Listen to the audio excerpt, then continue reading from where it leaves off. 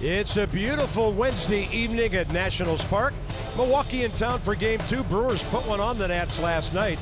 So maybe Washington gets back even. Kind of a ball game last night. You want to get past, forget about it, and then look forward to see what Gio can do. He's had a lot of no decisions in this ballpark this year. It's an interesting matchup between the Nationals and Milwaukee. Bryce, last time up last night, got the extra base hit. Career high 17-game streak, the longest in the National League. Home runs for the Nationals and the Brewers tell a big-time tale. As FP told you last night, they score almost 50% of their runs off the long ball. We look like a couple of guys with checkered pasts on the air tonight. NFP, let's talk about Gio because his record could be fantastic, but 6 no decisions in his own ballpark this year. Yeah, he's been a tough luck guy, but he's having a nice season. 3rd lowest ERA in the National League. He's looking to right the ship after his last start in Anaheim last time out. 1.95 ERA in Nats ballpark this year. That's good, so we're going to hang our hat on that tonight on Fedora night. And the curveball is going to be what we're talking about tonight. Opponents hitting 129 against the Gio Gonzalez curveball. His last 10 starts, he's at least thrown 100 pitches, so that's another thing we'll keep an eye on tonight. And then Jimmy Nelson for the Brewers. It's a curveball matchup tonight. Opponents hitting 145 against his curveball, and he's been real good for the Brewers this year. Yeah, he was one of the losingest pitchers in the National League last year. Doing a good job this year, but he's got to deal with Bryce. So Harper extended that with the double last night, able to take it the other way. So Harper, 7 home runs, 17 RBIs during his streak. He's looking for 18. More importantly, the Nats looking for the W against Milwaukee.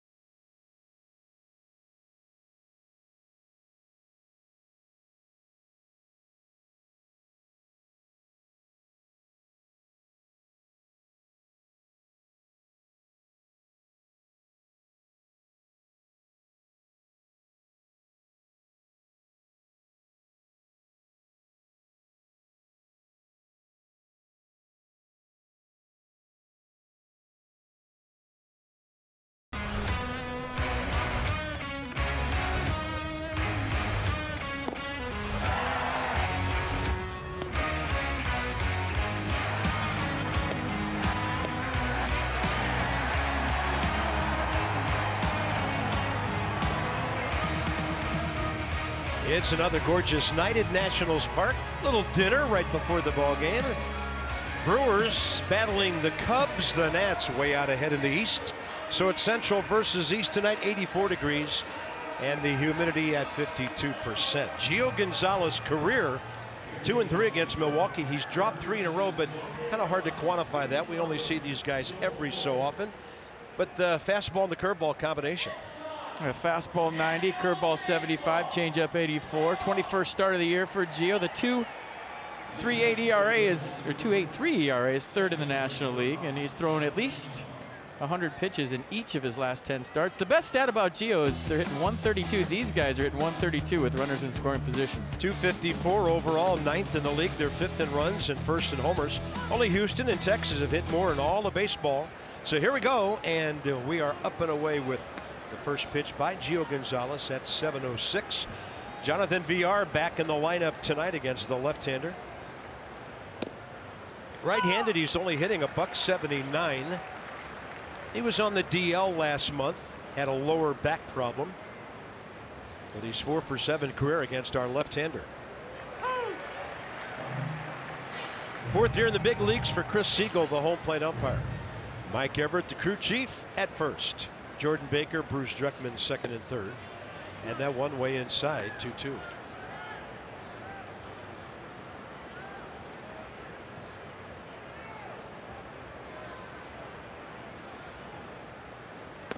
Big curveball.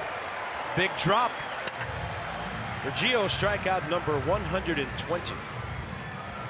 So 129 is the average against the Gio Gonzalez curveball this year. Look at him spin that thing up there. I mean, straight up, straight down, 12-6 curveball on the clock, and strike 3 for the Brewers leadoff hitter, VR. Nice pitch.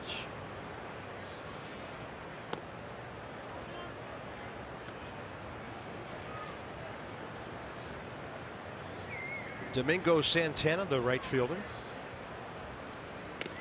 He was their cleanup guy last night. Had an RBI hit and a walk, 1 for 4.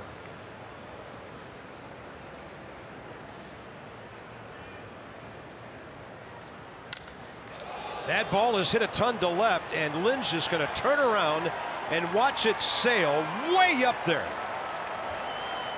That's one of the longest home runs we have ever seen to left center field in this ballpark. That's his 17th of the year. Oh my. Wow. That might have broke StatCast. I mean, if you're going to give them up, give them up. This is not a wall scraper, folks, and this is how the Brewers swing. They're feast or famine. They're leading the league in strikeouts or leading the league in home runs, so it either hits the barrel or it doesn't, and this one did. Watch where this lands, over everything, to the base of the stairs on the Bud Light loft. Unbelievable. Wow. Here's the chopper from Ryan Braun. Rendon on the move. Quick exchange, 2 outs. I'm still trying to figure out what I just saw. Still trying to wrap your fedora around that one? Wow. You notice when contact was made, Gio didn't bother to turn around. Adam Lynn took about 2 steps and watched it. And we sat up here in amazement from our vantage point.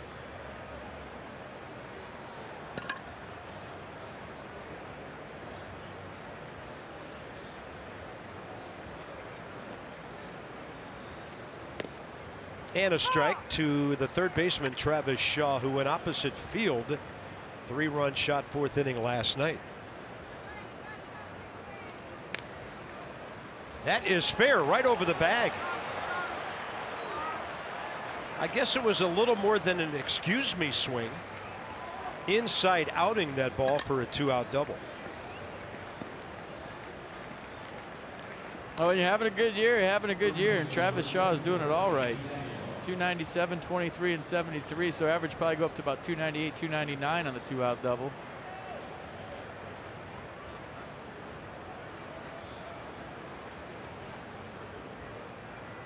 First baseman Luis Aguilar is next.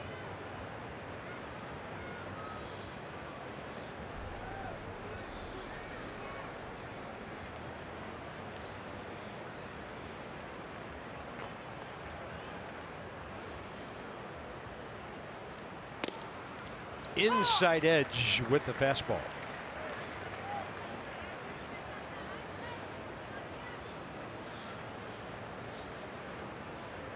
.313 his last 56 games. .292 on the year.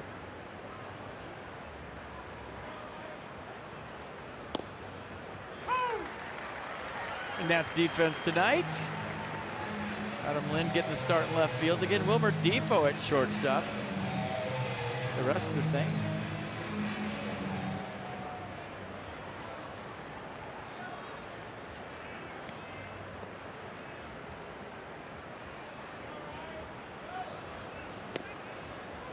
And then just basically walking to third base is Travis Shaw. Not a huge deal with 2 outs. Stolen base in the first inning. In the 9th inning, that's not a stolen base.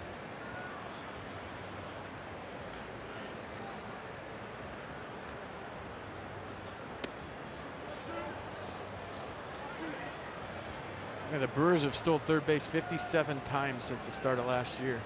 Counting that one. 85 on the year, tying them with the Angels for the major league lead. And Jesus Aguilar, and now that 90 feet becomes important because they score on the strikeout. 2-0 Milwaukee.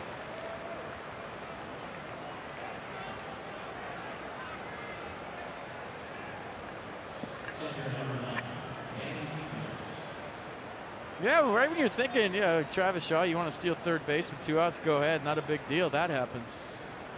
So the extra 90 feet turns out big. Ball gets away from Matt Wieters. Gio Gonzalez got to be shaking his head.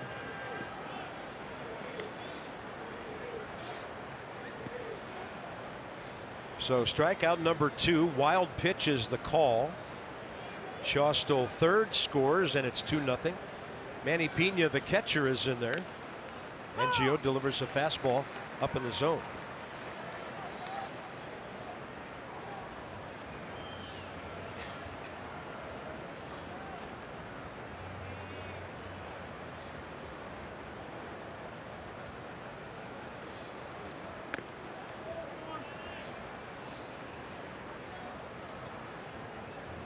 So you think you're out of the inning? Looks like a curveball in the dirt. I couldn't tell from that angle. Kicks away from Matt Wieters and too far to throw out. Aguilar at first base and 2-0. Curveball around to get the outside edge.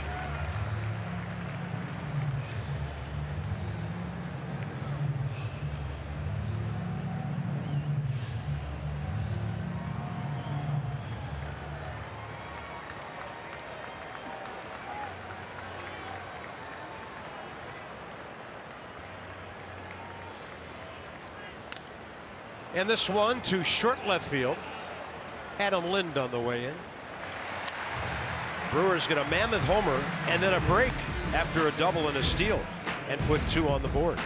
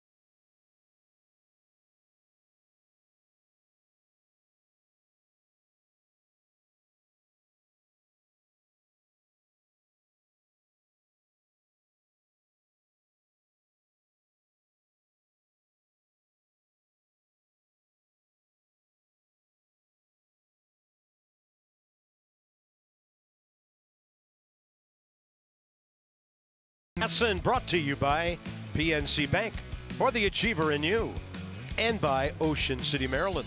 Put your vacation days to good use in Ocean City. Book now at ococean.com.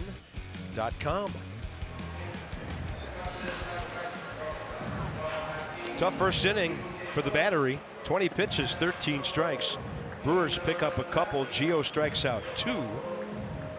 But they give up a long homer, a steal, and a wild pitch. Anthony Rendon, a .411 July with an amazing on-base percentage.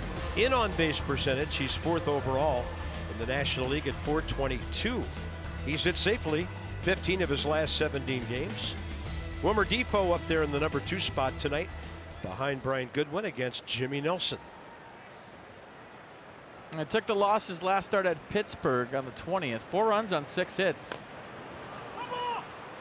Over 5 innings of work. Good idea by Brian Goodwin. 5 strikeouts, 1 walk. So the Arsenal's fastball, slider, curveball change. Fastball 94.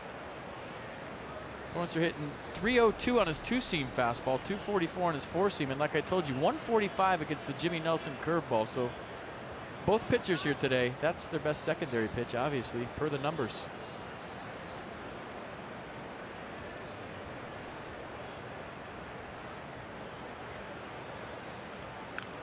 Goodwin after the bunt attempt, big swing, 0-2.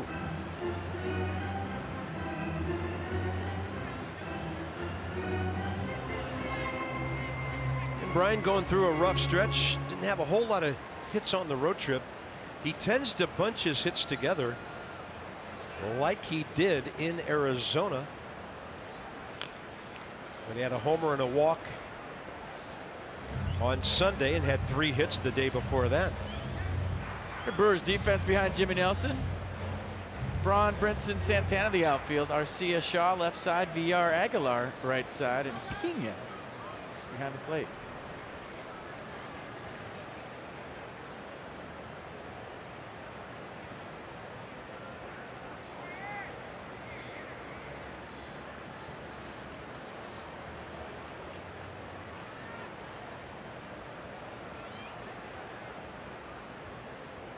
Stepping into his delivery, 0-2.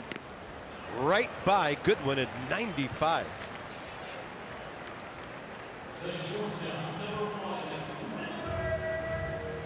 Climbing the ladder with the heat. A little rise to it, high spin rate, 95.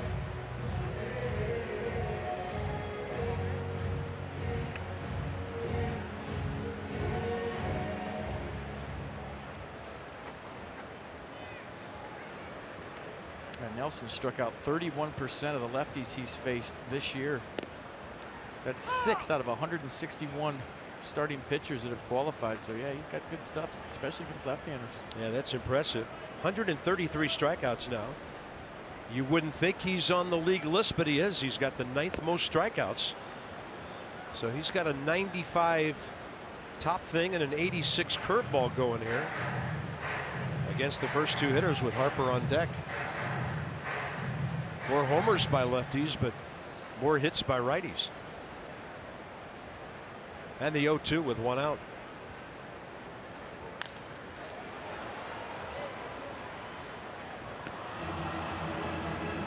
And Jimmy's got that abbreviated delivery like Ross Detweiler used to have. Remember when he stands there sideways, almost like he's pitching out of the stretch. Not a lot of movement with the lower half.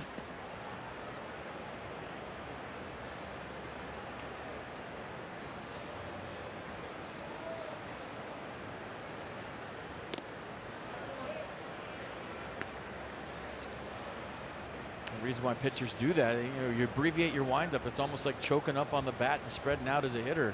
You're trying to stay centered over the mound. You're trying to keep your delivery compact and tight and keep your release point consistent.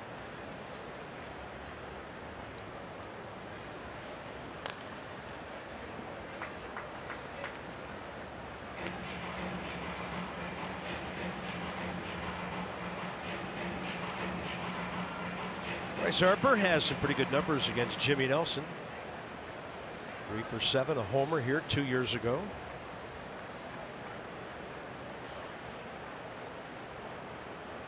One ball and 2 strikes to Wilmer Difo. Battling.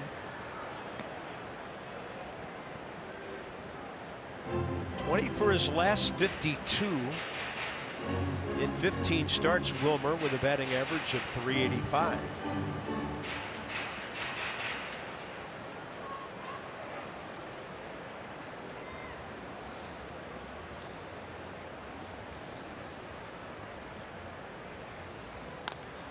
And to the right side, that's Jonathan Villar, the second baseman. Close. Defoe hustling, 2 down. Friday, August 21st, 2 years ago, Brewers were here. Bryce Harper was up, 1 out, 6th inning. Got fastball, bell tie. Into the seats. Jimmy Nelson with a wow. He couldn't believe it. Thought it was a line drive in the gap. That was Bryce's 31st of the year, his 74th RBI on his way to the MVP.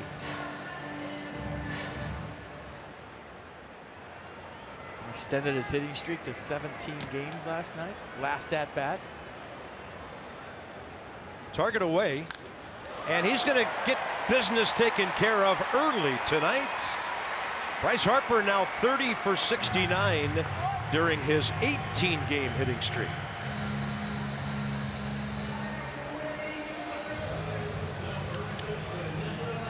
Yeah, like a cutter maybe?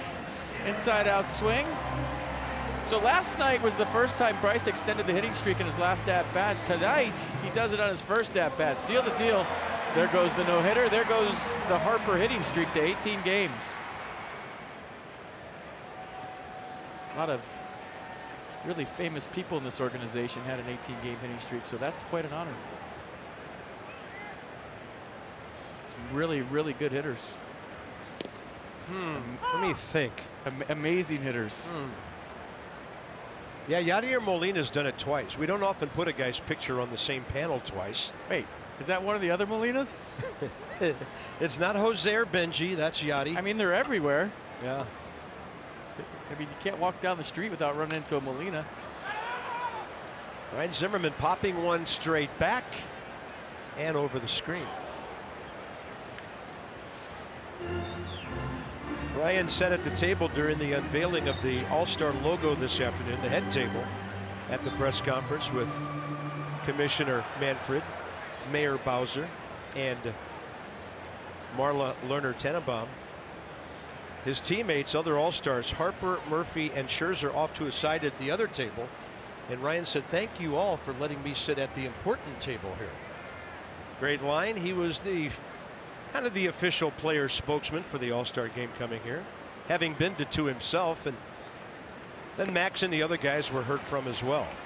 Ryan will strike out on that pitch, up, and the Nats get a base hit. Harper stranded, hitting streak alive, 2-0 Brewers.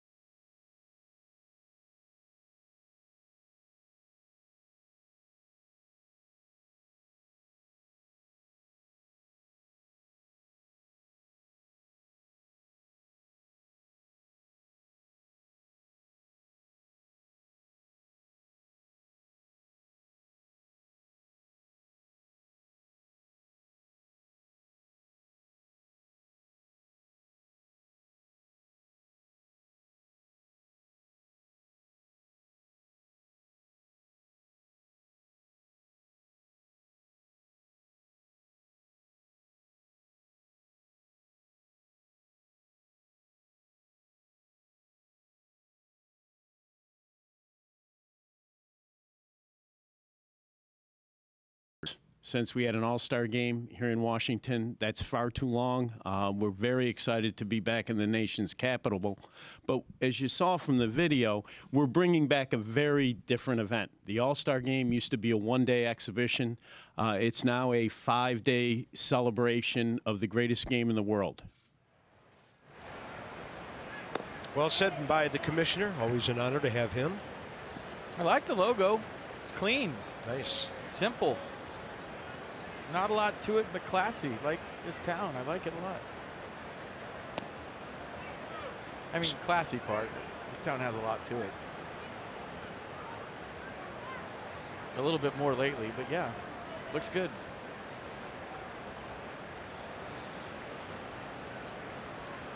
This is an interesting story in the batter's box. It's Lewis Brinson called up today. He was the Texas Rangers' #1 pick, but he got traded over here to the Brewers August 1st of last year in the Jonathan Lucroy Jeff Jeffress deal. So he's now the Milwaukee Brewers' top prospect, hitting .404 at Colorado Springs. First go around didn't go great from him in Milwaukee this year. He went 3 for 31. Went down to AAA, and here he is back in the big leagues, and the off-speed Gio has him out ahead of that, 3-2. He's from Fort Lauderdale, 23 years of age, a big kid, 6'5", 206. That's all great, but Bryce said he's in the home run derby next year. And that might be the best thing I've heard all day. And I can't wait to see where he hits him here. And, well, he said it the right way, too. He said, if I'm lucky enough to be in the All-Star game next year, I will participate in the home run derby. I mean, just talk about how much he's grown up just with that statement alone. Yep. And then with the hitter's feet all over the place, Gio strikes out the rookie. Third K of the night. Change up, 84, turn it over. Looks like a fastball. I mean, if you see pitch casts there, that's Gio Gonzalez in a nutshell. You know, whenever the other team or the broadcasters from the other team say, why is Gio doing so good this year? I always tell them you can't game plan against him. What pitch are you going to sit on in what zone? It's almost like high school baseball when you face Gio. Just see it and hit it. Because if I'm sitting fastball away and I'm trying to drive the ball to right center, maybe one at bat I sit on a curveball, or it's not a good game plan, but maybe I look middle in for the fastball. You might go 3 at bats and not see the pitch in the zone you're looking for, and that's why you see the low averages on everything. He's hard to game plan against. The whole effectively wild thing, I mean, you look that up in the dictionary, and there's a picture of Gio Gonzalez. You know, it's 2 words. 216. The opponent's batting average coming in, fifth best in the league. I don't know how to spell either one. But wild, I got wild. W-E-L-D. Right? So my dad was a wilder, not a welder. Oh, yeah, he was. Crazy dude. On a breaking ball, that's hit out to left center. Goodwin comes over to take charge for the second out. Well, sometimes numbers that are hard to figure out, certain guys against certain teams, or in this case, a division. ERA amazing by Gio this year, but a bunch of no decisions. The strikeouts, they're not hitting him much. Nearly 4 runs of support, but it depends on when that support happens. First pitch swinging, Jimmy Nelson, the pitcher, and Wilmer Depot throws him out. Gio gets a very quick inning in the top of the second after that long top of the first.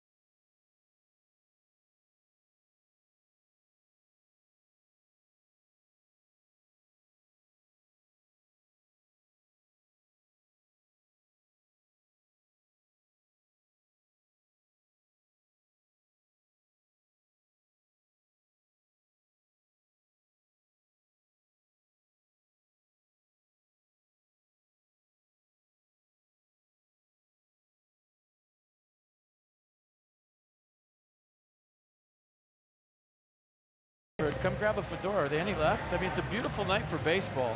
Perfect night for baseball. 2-0 Brewers. We go to the bottom of the second. Nationals and Harris Teeter teaming up for their annual food drive Saturday, July 29th, Sunday, July 30th. Nats Rockies bring non-perishable canned items to the center field gate beginning 2 hours prior to the first pitch. To find out how you can receive Nats Bucks and 2 tickets to a future game, visit nationals.com/food drive.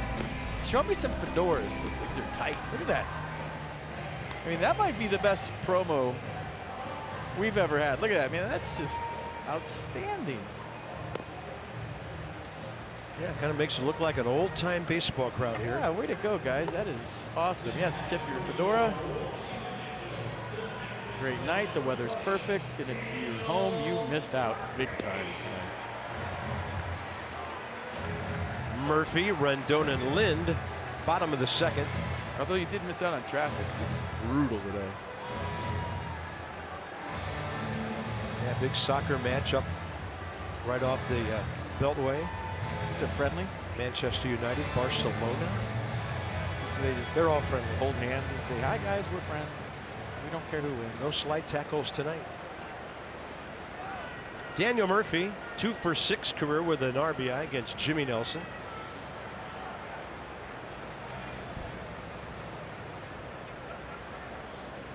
Who missed with a grand total of 1 pitch in the first inning. 15 pitches, 14 strikes. So there's the batting race with Justin Turner now back to the point where he has enough at bats to qualify in that race. And Murphy gets under one and skies it to the middle of the infield.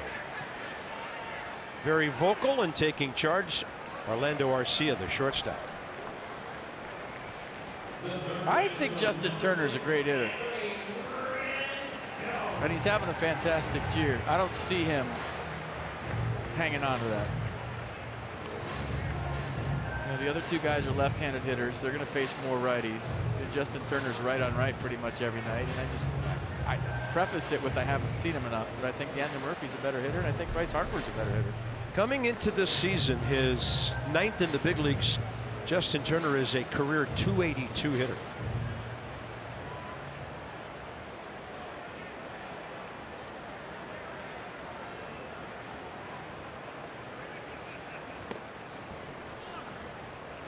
Rendon a double first time up last night, ended up 1 for 2 with a walk. Double switched out of the game when things got out of hand late, so he had an inning or 2 off his feet.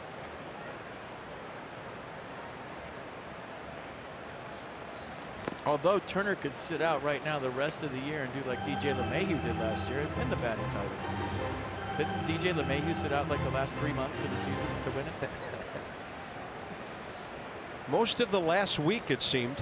Yeah, it was a good week. It might have been 7-8 games. Yeah. Well, Turner can do that if he wants, because he won't have enough at bats. Sit all you want. Our guy's hacking. Jonathan Villar playing up the middle and 2 infield outs here. Except for a couple of swings last night, the Nats have made very soft contact against Zach Davies and Jimmy Nelson so far. Early in this one, Lind is next, and he can explode at any moment. Number 7 hitter with 2 outs in the second.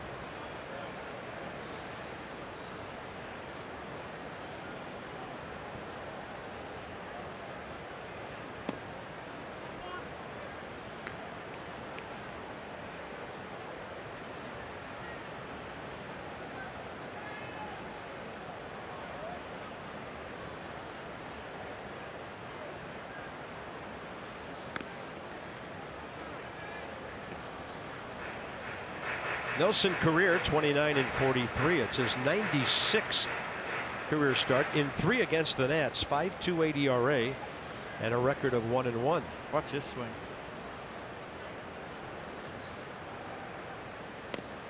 Taken all the way. If he was pinch hitting, he wouldn't have taken that. Nope. Trying to read his mind.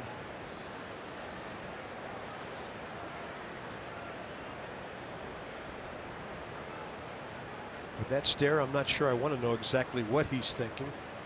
2-1 pitch, and right through the shift again.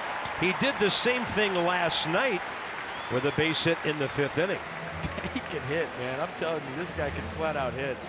I mean, from opening day with the pinch hit home run that he hits to right now, Adam Lind has been one of the most consistent hitters the Nats have had, and that's saying a lot. When you have Harper, Zimmerman, Murphy, Rendon, Trey Turner when he was healthy, and you're talking about what Adam Lind has meant to this ball club, he may have barreled up just as many balls as these guys have. It seems like every time he's up, he has a knack for getting the barrel to the baseball and hit it hard somewhere.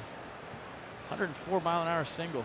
They're going to play Matt Wieters the same place they just played Lind with the shift, leaving a lot of room to the right side up the middle, if you will. Matt Wieters is starting to warm things up a bit. He's hit safely 7 of his last 10 games with 10 hits.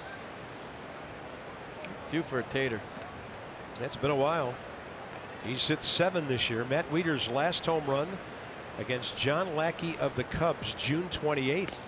So he's gone without one in July.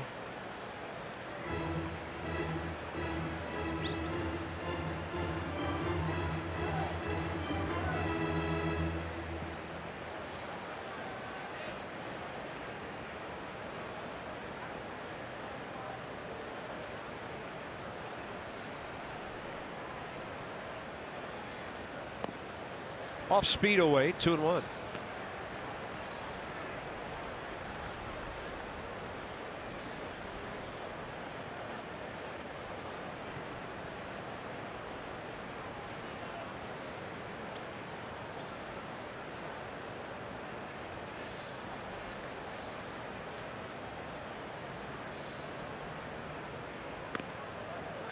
And Pena really had to extend to keep that one from going back to the screen.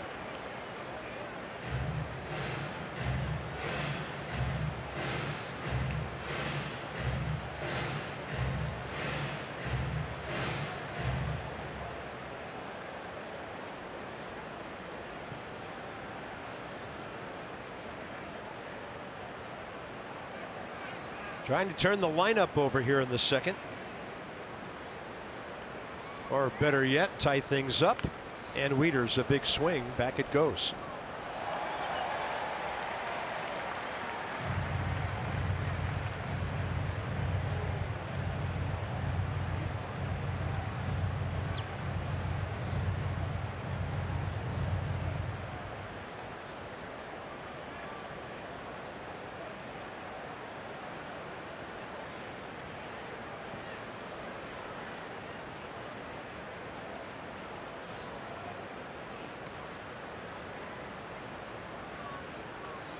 Lind on the move here.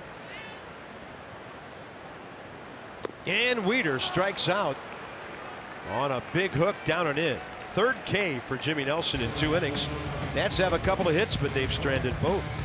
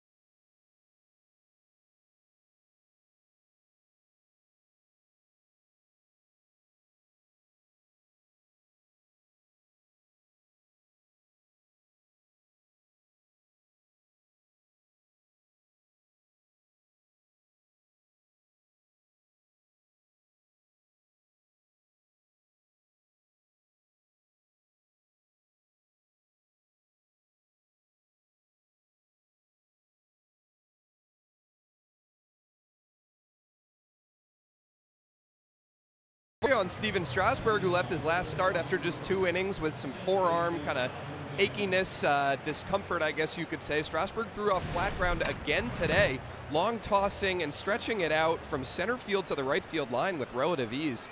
And he and the Nationals have said that they're taking a big picture mindset with this. Steven has said he wants to be there in September and October. The Nationals obviously feel the same. And with that in mind, the Nats could potentially go another direction with who they choose to start Saturday versus the Rockies if they want to give Strasburg a little bit more time to recover.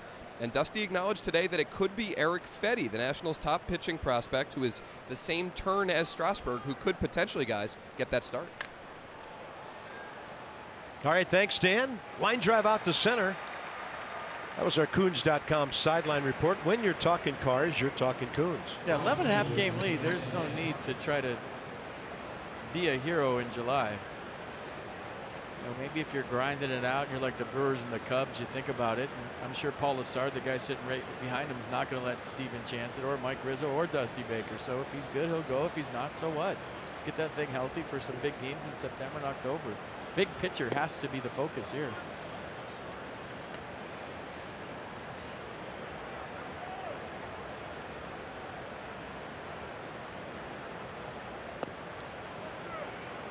Domingo Santana hit that home run first time up. Still awaiting some kind of information on the distance of that mammoth shot that went to a part of this ballpark we have never seen visited before by a ball after the first pitch of a game. We have the information, and I'm sitting on it. Okay. I'm not telling anybody till you get to see the replay.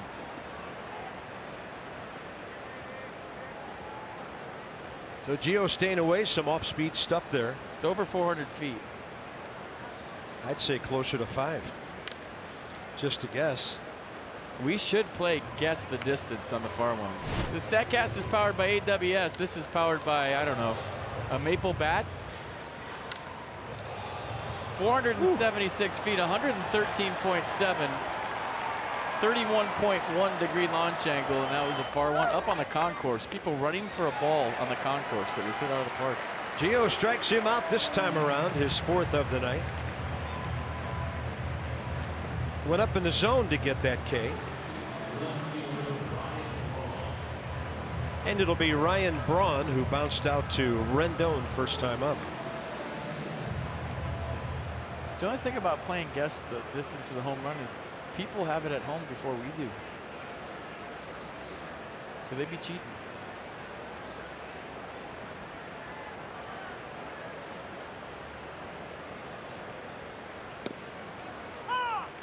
Braun 1 for 5 last night with an infield hit. It was a big one. Kept that 4th inning going right in front of the Travis Shaw 3-run homer that made a 1-0 game 5-0 for Milwaukee. This one high in the air to the right side. Murphy pointing up. Harper will yield to his center fielder. Ball came kind of twisting back to Bryant Goodwin, and Gio suddenly 7 retired in a row.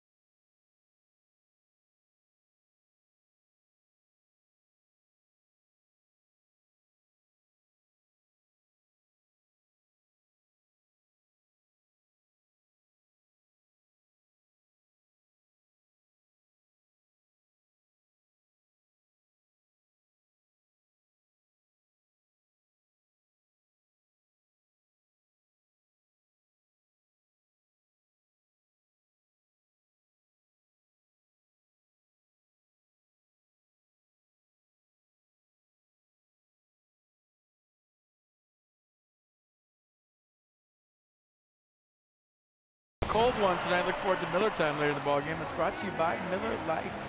The off day on Monday's throwing me off. Today's Wednesday, but yesterday felt like Monday, so today feels like Tuesday, but it's really Wednesday, and tomorrow's Thursday. And the noon start didn't help either. I'm lost. Nats have been in first place this year more than any other team. 1 day longer than Houston. Brewers took them a while to get things going. Topped the Central for a period of over 2 months, like the Rockies in the West, but they've fallen way back. And Cleveland's only 8 games over 500. That's a real dogfight in the AL Central. The resurgent Kansas City Royals are only a game and a half behind them. So here's Gio, 5 for 41 on the year. You know, West Coast, East Coast, 12 o'clock game tomorrow feels like Sunday tomorrow. Every time there's a day game in baseball world, it feels like Sunday. So I have no idea where I'm at or what day it is. I just know that you have a checkered shirt on like me. And I'm trying not to look at both of them at the same time because I'm getting a little disoriented myself. There's a knuckleball for strike 2. 30 pitches, 21 strikes for Nelson through 2.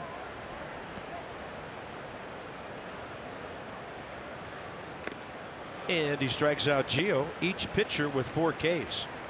First time through the order, the Nationals go 2 for 9 with singles by Harper and Lind. All right, Rocks are coming to town 28th, 29th, 30th. Check out the start times, 7:05, 7:05, 1:35. I'm pretty sure that's Friday, Saturday, and Sunday, but don't ask me. I don't know where I'm at. Visit nationals.com for more information. Come out to the yard this weekend. Weather's going to be nice. Good ball club in town. See 2 of the best third basemen in baseball go head to head.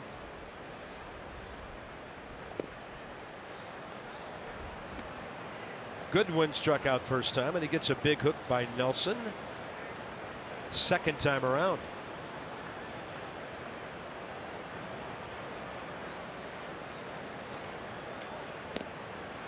And hopefully Ian Desmond's starting Friday night. And we'll see what kind of welcome back he gets.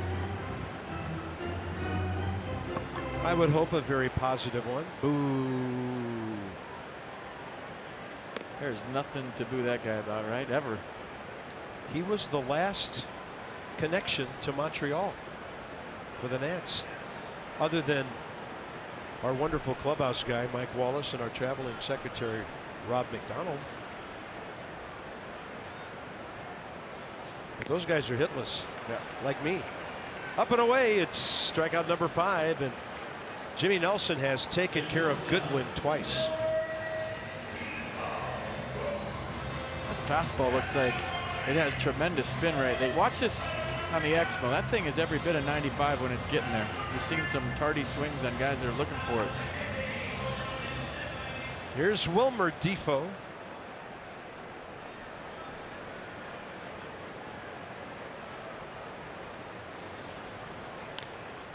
Slow roller left side. That'll be cut off by Travis Shaw. And the Milwaukee Brewers in this series have given the Nats no runs on 7 hits in 12 innings.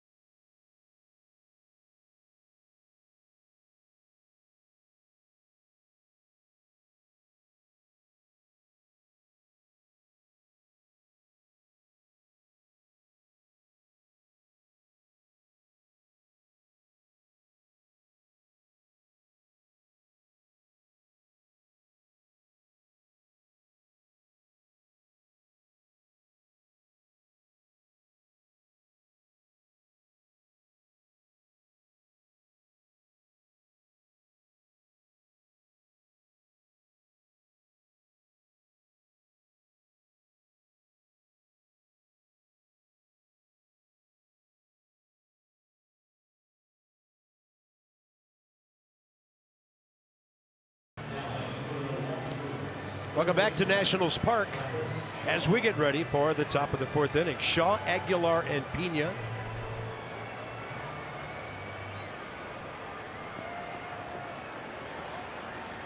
Murph's crushing a burger and playing second. Talent.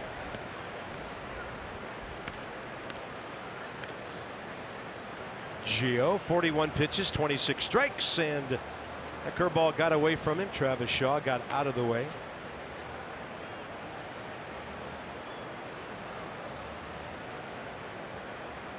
So Shaw in this series, 2 walks, a homer, a single, and tonight a double. 1-1. First time he's ever faced Gio Gonzalez tonight.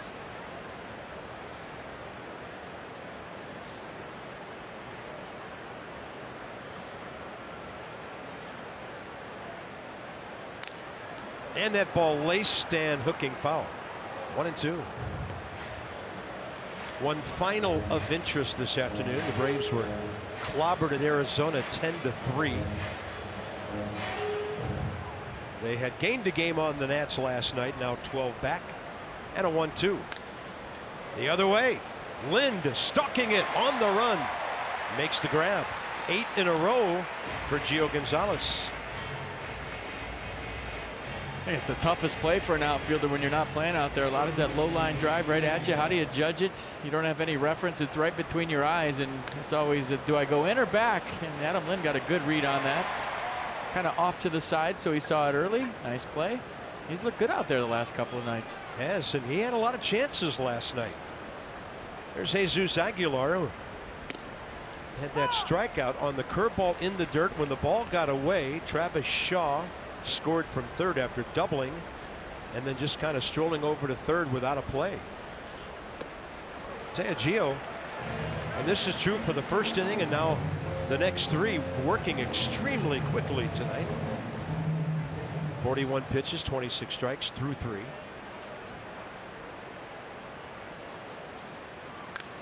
Check swing, and that's about 3 feet outside the bag. He had to see Gio on that. He thought it happened to him again. Think you could hit a home run? Well, you can't.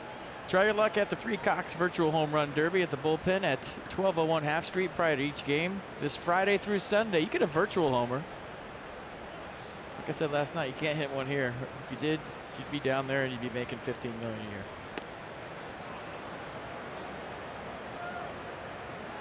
Had that contest a couple years ago when people actually had a chance to hit a home run at Nationals Park. I had some friends that thought they could, and I said, no, you can't. They thought they could. They thought they could.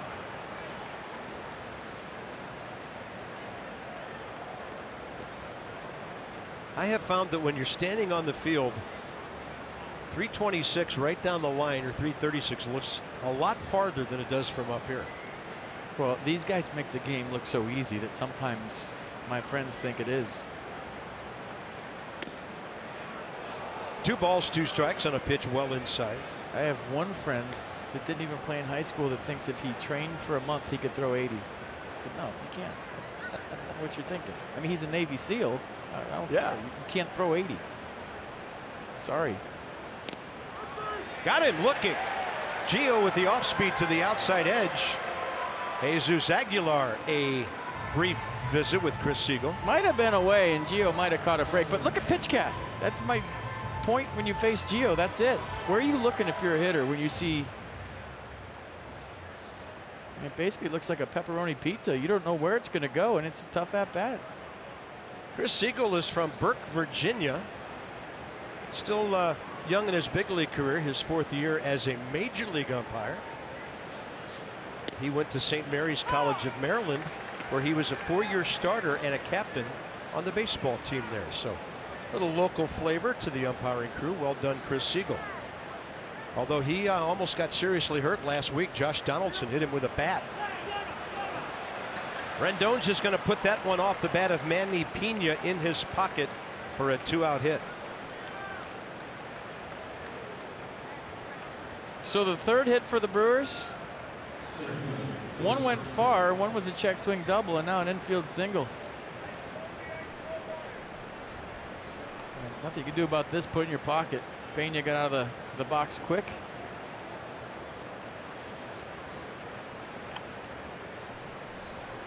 Isn't it hard to say Pena when catchers you think of Pena? Right?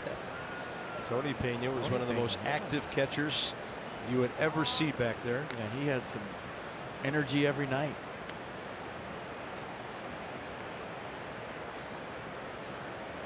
He's the guy that did the one leg out first, wasn't he? I think so, yeah. Yeah. To give the low target.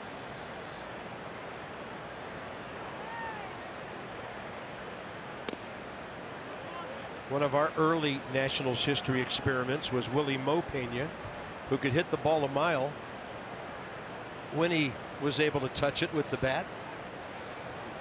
Does anybody do that nowadays? You remember, I mean, as a kid playing wiffle ball, we always used to put the one leg out and get the low target like Pena. I don't think anybody does that anymore. 1 ball, 1 strike to Lewis Brinson. Struck out on kind of a wild swing his first time up as Gio had him all out of sorts with off-speed stuff.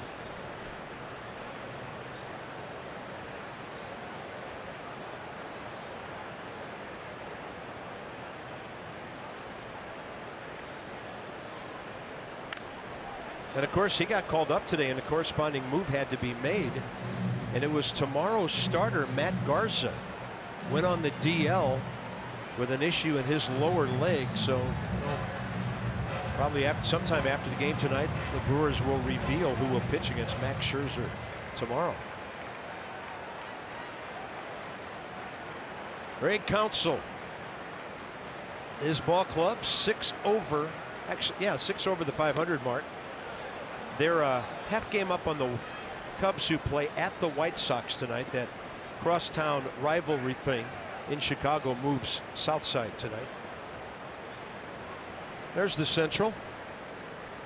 Pirates got back to 500. They're playing well, but now they've fallen back a bit.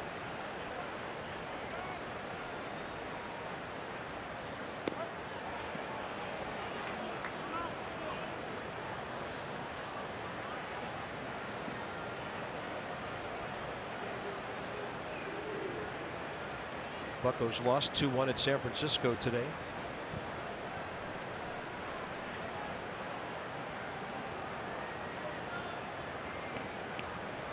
Second and third innings very quick. This inning extended by the scratch infield hit. 3-2, runner going. And close, but ball 4. That's Gio's first walk tonight.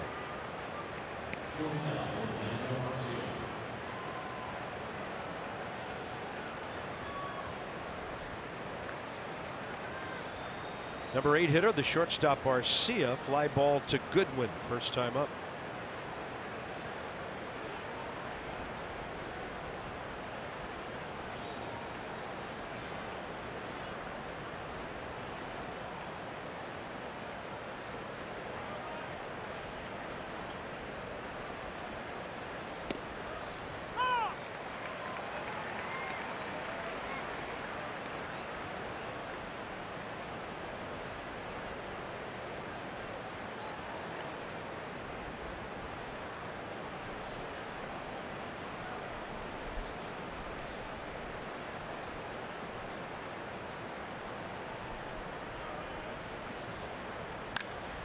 That ball hit hard out to center. Goodwin, edge of the track. It comes down finally, and the Nats are out of the inning. The 4th inning of Nationals baseball brought to you by the all-wheel drive RAV4 Toyota. What drives you? Visit buyatoyota.com for great deals. Some big guns are coming up. Harper, Zimmerman, Murphy. Nats down 2.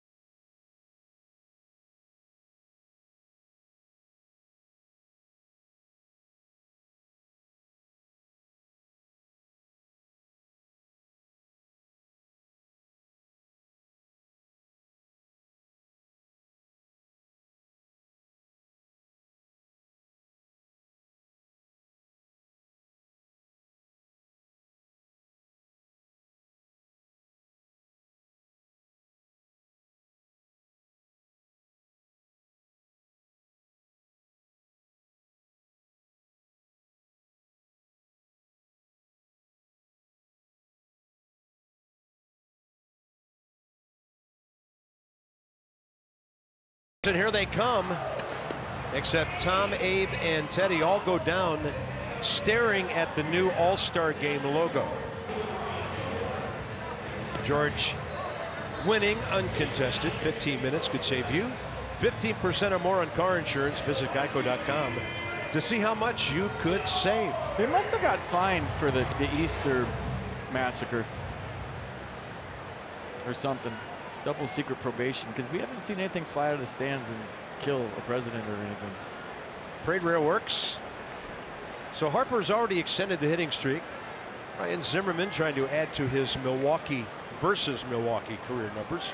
And then Daniel Murphy last couple of weeks, despite a little slowdown into the All-Star break. And there's Harper, high and deep to right field, and fair ball caught in the corner by Domingo Santana. He hit it so high, it basically came straight down to the right fielder. He didn't get the extension that he normally does on a home run, but you thought he's so strong he might have muscled this one out of here. He hit it high, and I feel a little breeze blowing in from right field. If you look at the flags over the scoreboard, it might have held it up. A little cut fastball that he just might have hit too high. And that was fair. Good call, Carp. And if you look at the flags over the Nationals logo on the scoreboard, they are blowing in from right. What, about 10 miles an hour? Just enough to hold that up. Flags are standing out pretty stiffly on top of the big board out there. Ryan Zimmerman struck out swinging his first time.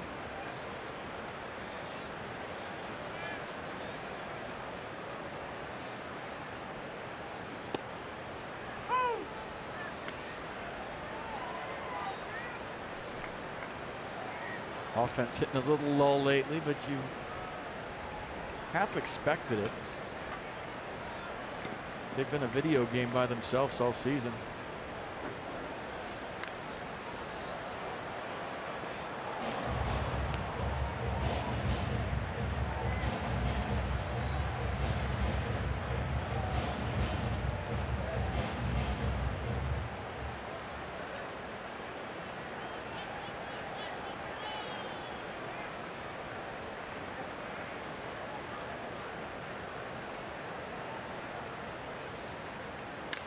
Zimmerman waits for it, scorches a one-hopper to Jonathan Villar. 2 outs. MLB.com @bat, your #1 mobile app for live baseball. Stay connected. It's a fully customizable experience. You can get Nationals home screen icons and app features like game day, live game video highlights, radio, statcast, news, and more. Download MLB.com @bat. Come on, it's the 26th of July. If you haven't done it, do it now.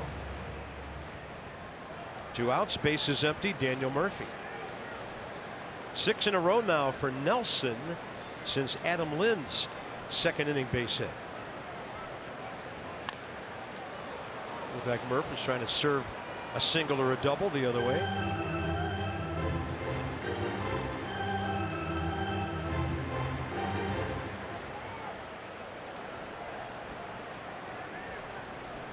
Watching Murph, it looks to me like he's kind of leaning over the plate more than he normally does. Look where his chest is compared to normal. Stay there for a second, guys. When he gets back in, I'm going to draw.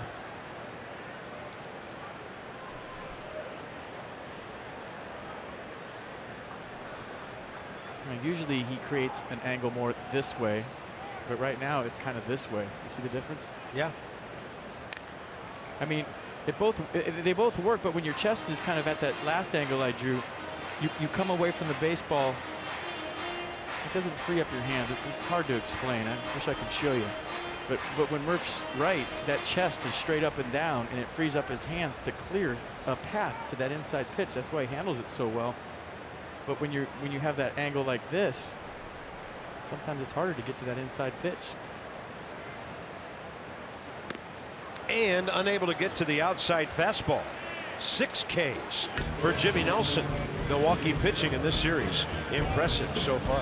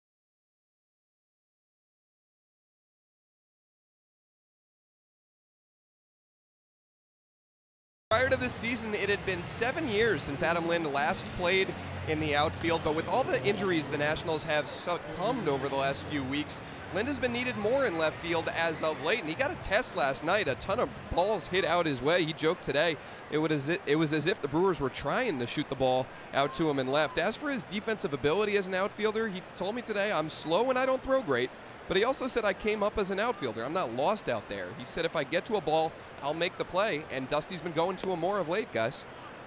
He's looked pretty good in the first 2 games of this series. Thanks, Dan, with our Coons.com sideline report.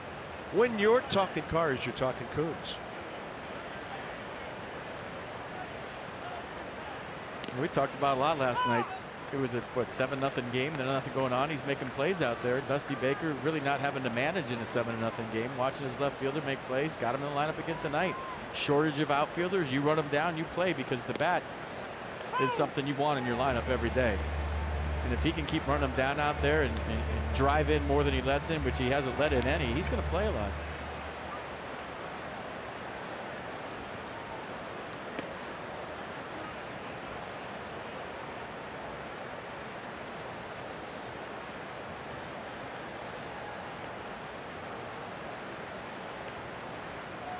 Two to Nelson. Swing and a miss. Gio, number 6. Second time through the order, they go 1 for 8 with a walk. All right, Gio's events tomorrow after the ball game. Uncork for a Cause fundraiser release party. 2014 Sonoma Reserve Red Wine. It's tomorrow. Teddy and the Bully Bar, 1200 19th Street Northwest. Never been in Northwest. Is it fun up that way? I don't know. Tickets can be purchased at uncorkedforacause.com. For event sponsorship information, email dream@nationals.com.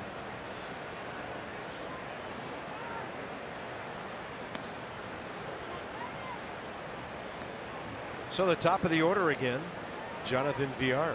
Strikeout swinging first inning. Hard line drive out to Goodwin in the 3rd. After striking out, he was hacking first pitch. That second time up, here's the 1-0. There.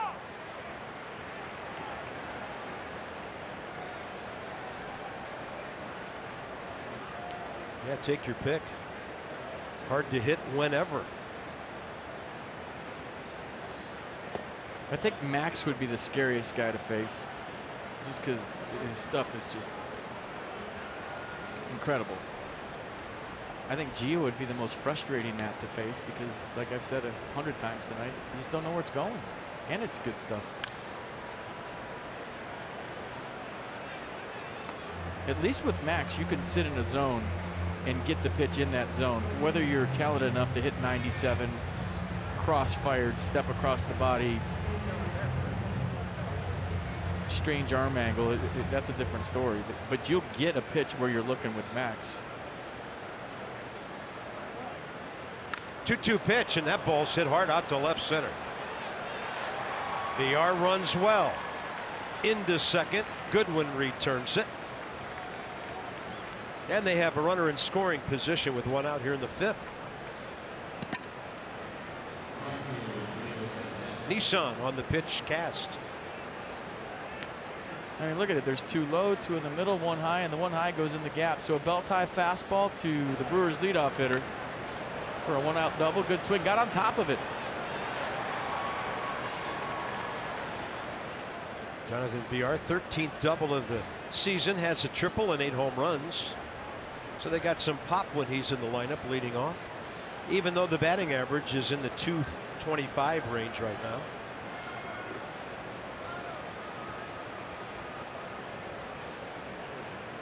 Domingo Santana, a tape measure homer and a strikeout.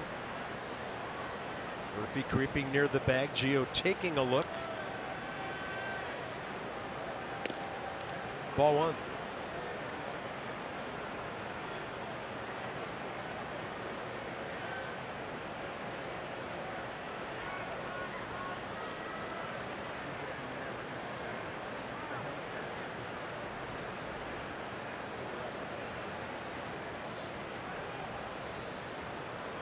This time Murphy was positioned right behind the bag and was walking toward it when Gio made his move.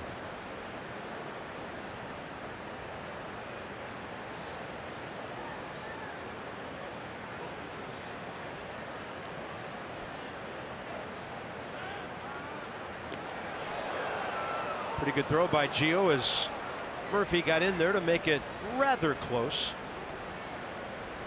Oh, you'd like to get the out there, but at the very least you're keeping VR close. And we told you 57 steals a third since the start of 2016 season. Excuse me. He wants to go too. Look at this. Throw tailing into the runner.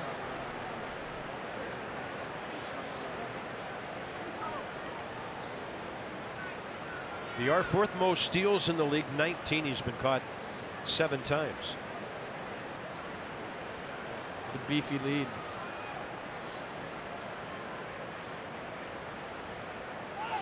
Pitch inside. Rendon never went to the bag.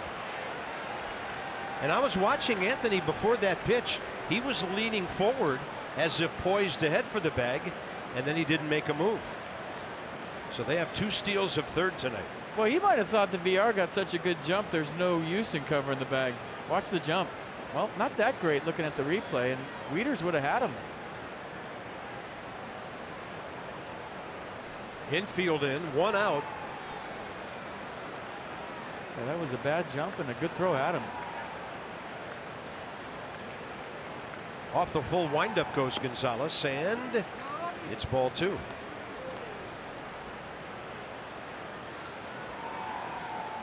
With the bats quiet, every 90 feet big here.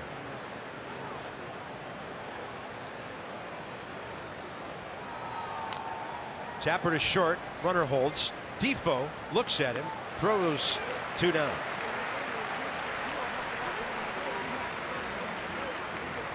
Next up, Ryan Braun. I tell you what, with VR's speed, if he gets a big lead and goes contact play on the Tapper there, the way Wilmer, well, he probably would have fielded it differently if he was going, but they would have had a chance at sneaking a run in there. He almost thought about going after Wilmer, threw it to first, but watch if you walk down the line and get a walking lead into that. The speed of the ball, you might have been able to score a run. I think Wilmer stayed back on it because he knew he wasn't going. Braun, grounder to Rendon, fly ball to Goodwin. 2-0. I'm going contact play 99.99 times out of 100 there, already up. This ball headed to the right field corner and slicing enough to be foul.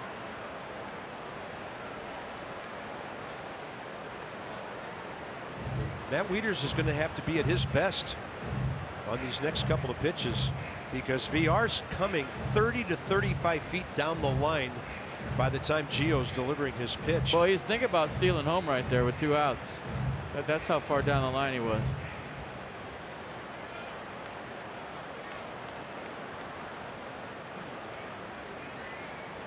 Gio's in the stretch and he can't really see him, but he had some kind of lead on the first pitch. Yeah, and this is the kind of stuff we miss seeing Trey Turner do to other teams with him hurt. The 0-1 is way upstairs.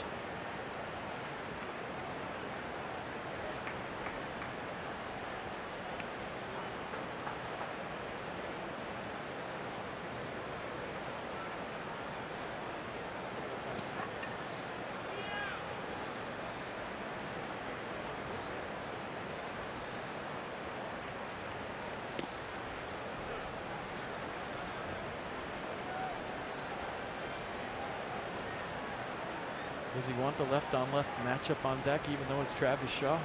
Ooh, that's a tough choice. Shaw has doubled and lined out to left. This one speared by Gio. He'll throw to Zimmerman to end the top of the 5th. Good reaction play by the Nats pitcher.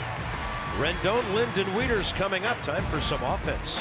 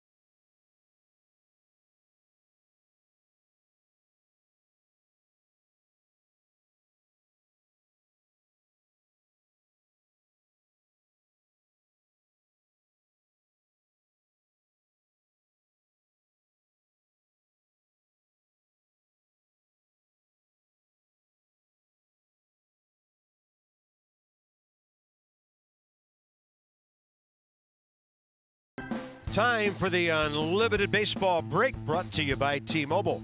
So the Red Sox, when dealing today, got a couple of pitchers, or rather sent a couple to the Giants to get Eduardo Nunez, a very valuable guy who can play lots of different positions. Madison Bumgarner won last night, his first of the year for the Giants after that long layoff. Then they won again today. And the Reds turned a triple play last night, but a run scored on the play as the ball was moving around the infield and guys were getting tagged out here and there. Rundowns and a run scored on a triple play, believe it or not. Talk about rally killer. Triple play with the bases loaded. That will kill a rally. Well, the Nats haven't scored in 15 innings, so everybody at home needs to change seats. Something. Yeah, last 2 innings at Arizona Sunday. 9 last night, 4 tonight. Rendon, a bouncing ball to second, first time up.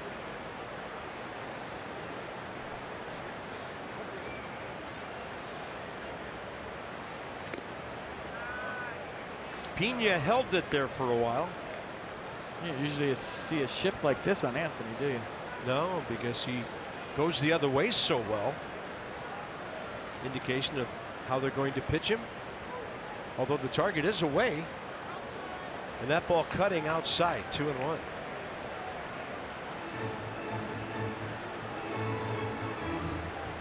So they give him most of the right side of the infield and a fairly sizable gap in right center.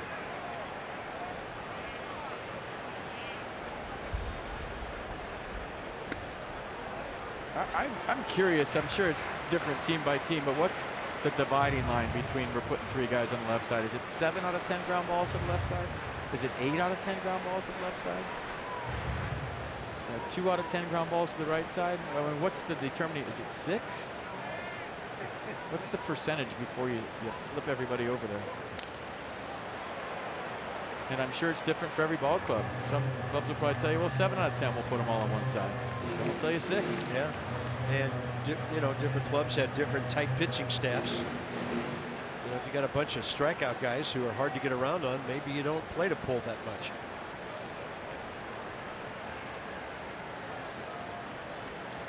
Game has been changed forever as we know it, no doubt about it. 3-2, nobody out. Rendon up the middle, and there's a guy standing right there. Jonathan VR. Well, there you go. And I think if you're a small market club and you don't have a high payroll and you're trying to find little edges here and there to win ball games, like picking guys off, back picking guys with the catcher, shifts and players you normally don't, you have to look for every little piece of the puzzle you can to win a ball game. And it's worked for the Brewers this year so far. You can't argue with it. Seems like no matter where they shift on Adam Lind, he hits it through, which he did 3 innings ago. The Nats have not had a hit since. 8 straight for Jimmy Nelson.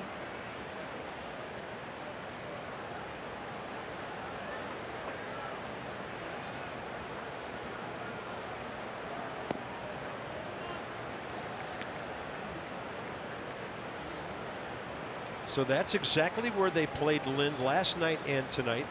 That's right where they played Matt Wieters.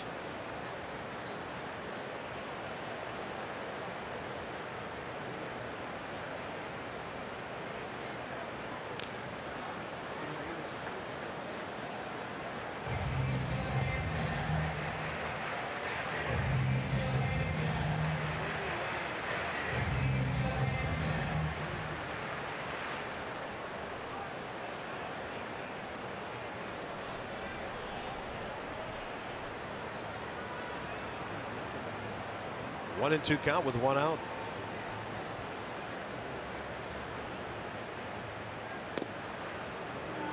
That's a pretty good take. Things back even. Fastball, 95.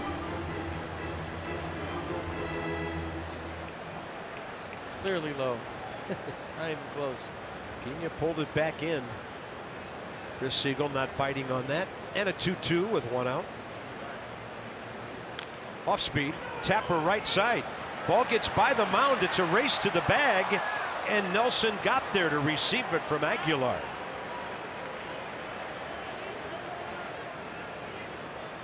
Pretty good play on both ends. And Adam Lynn was smelling the knock, hustling down the line. It's a difficult play because you got to throw behind yourself. Watch where Aguilar fields this. He's got to throw back behind himself. I was thinking he might try the behind the back feed right there, but tough angle. Not easy to see for Nelson, and finding the bag all at once. Nice play. Degree of difficulty about a 9 on that one. Base is empty, 2 outs. Matt Waiters.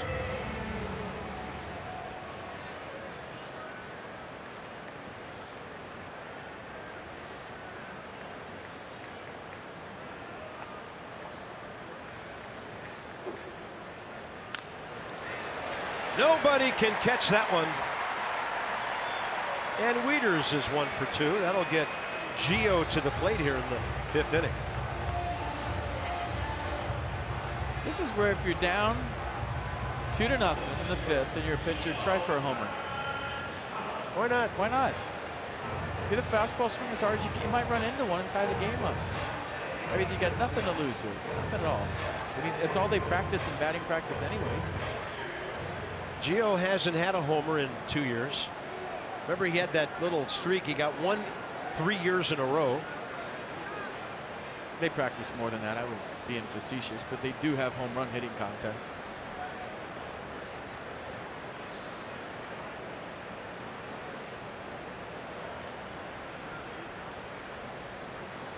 I meant to ask your opinion on something. We'll try to make it quick with 2 outs. Talk around the All-Star game about flip-flopping batting practice maybe, and having the home team hit last so that our fans could see our guys take BP. What do you think?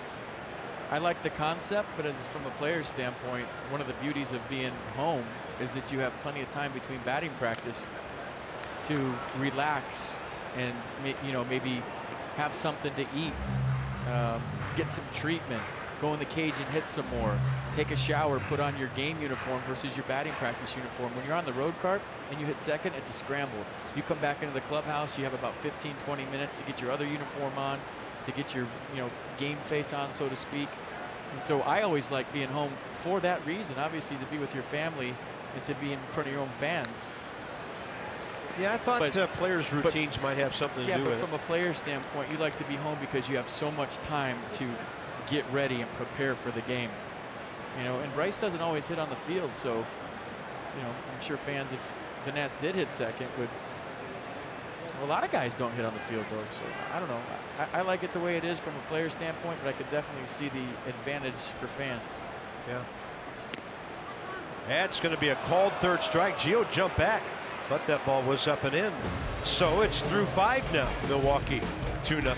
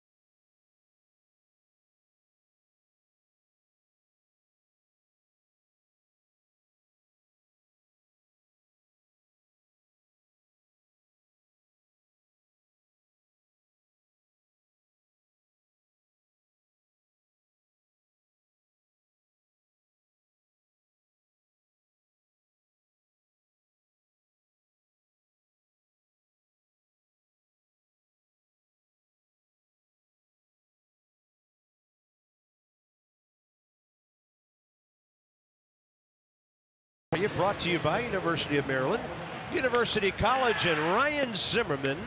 Friday, July 26th. Second game of a doubleheader back in 13. Over the scoreboard, his 12th of the year. And against LaTroy Hawkins of the Mets, the Nats would walk off with a 2-1 win. That was the 9th of Ryan's now 10 career walk-off home runs. Matt Harvey and Ross Ohlendorf, the pitching matchup that night. And those guys each gave up a run until Zimmerman took care of business in front of almost 34,000 here. The big windup, Ole Ohlendorfer, miss him. Yeah, and it's the big buildup for this. Really got underway today because of the unveiling of the logo. So Nats Plus memberships on sale for next year now.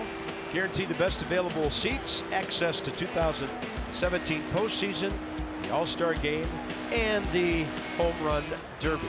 Visit nationals.com/2018 today. And if you've been putting it off, it might be time to get things geared up. Get that tattoo with the logo right on my lower back.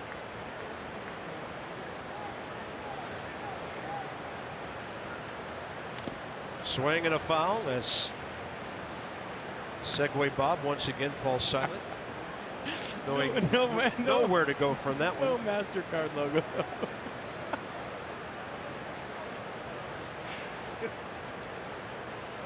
A disturbing start to the top of the 6th. Fastball inside, 2-1. Locking you up on the air might be my favorite thing. Gio. He wasn't in the shift, but it was right at him. So Travis Shaw, the Nats have found out a way to retire him twice in a row on line drives. I think that was 78 on the hit speed according to the scoreboard here. So definitely not squared up, but when you're 60 feet 6 inches away from a large human being, that can be fun. Good reactions by Gio. Nice backhand stab on the line drive. 1 out. Well, he made the play on Ryan Braun last inning. Watch how quick this is, even though it's 78.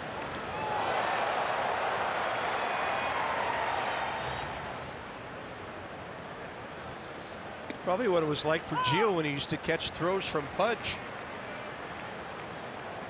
Oh, who's going in this weekend, right? Is it this weekend? It's always the last week of July, so.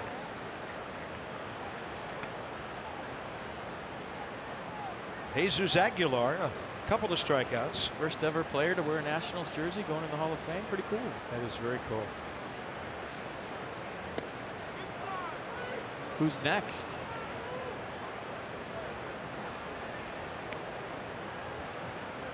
It's a great question. Yeah, right? The guy pitching tomorrow? The right fielder? The first baseman? And in all 3 instances, we hope it's a long, long time because we want them to play forever, and then it takes 5 more years after that. 2-2.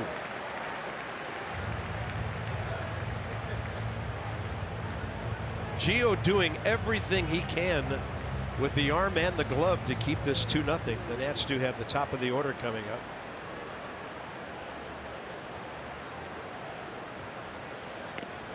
That's a late swing. Strikeout number 7. Gio going power right there. Mercedes-Benz tracking the pitch cast in the strike 3. 92 up and away. Good pitch. Tell you what, Gio's pitched very well tonight. I mean, some bad luck. Milwaukee box score. You could be winning. Domingo Santana, home run first inning. Then that strange double, uncontested steal, and strikeout wild pitch that gave them their second run after the Travis Shaw double. Manny Pena, second consecutive time he's up there with the bases empty and 2 outs. And last time up, he caused Gio probably 10 to 12 more pitches by getting that scratch hit in front of the walk to Brinson before Gio Gonzalez got out of the 4th inning. 0-2 pitch and a ball driven out to center. Goodwin waiting. He can catch it. He can run in, and then he can lead off. The Nats need their leadoff guy on. Goodwin's over his last 9.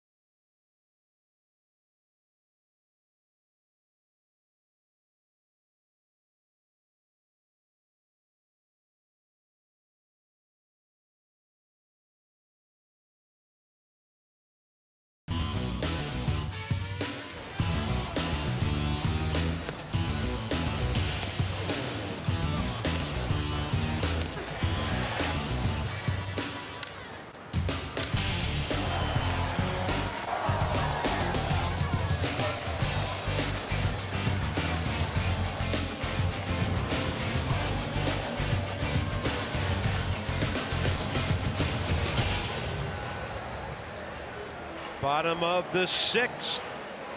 2-4-0 Brewers, 0-3-0 Nationals.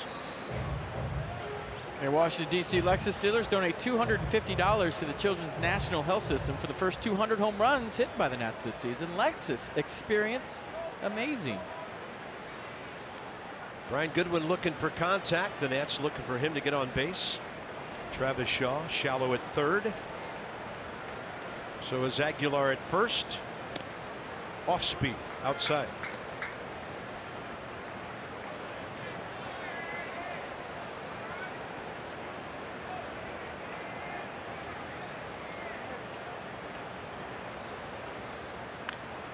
Good rip. Nats box. Harper extending his hitting streak to 18. First inning. Linda second inning single. And the only other one, Matt Wieters, 2 outs last inning. 7 Ks, no walks for Jimmy Nelson.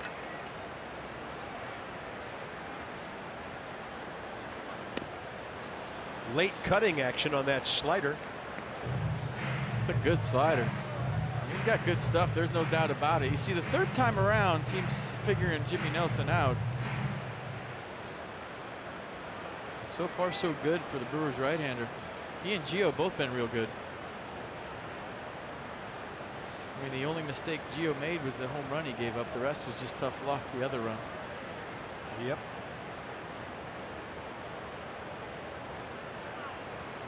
And Goodwin tired of waiting.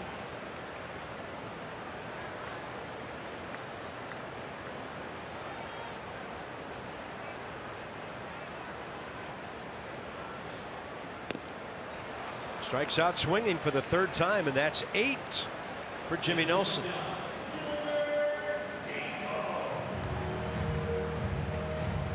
In this series, the guys hitting in front of Bryce Harper do not have a hit.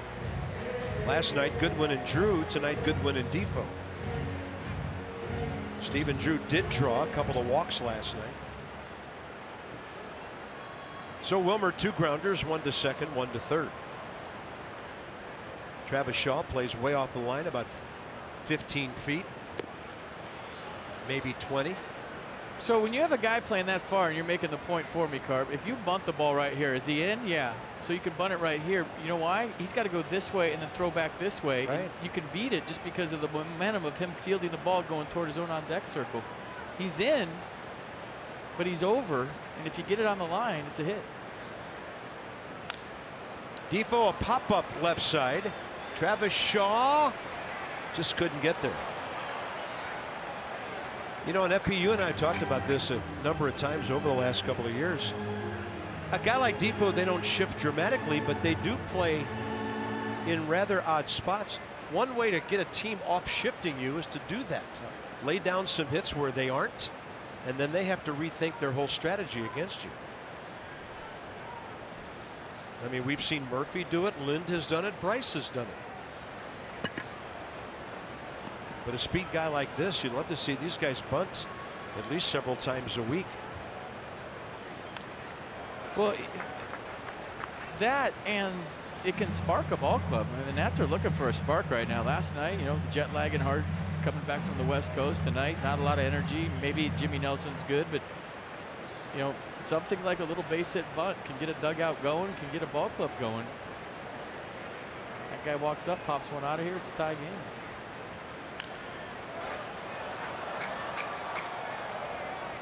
And I think that's what Wilmer brings to this club more than anything is energy. A talented player, but the way he approaches the game on a daily basis is, hopefully for Dusty Baker, infectious.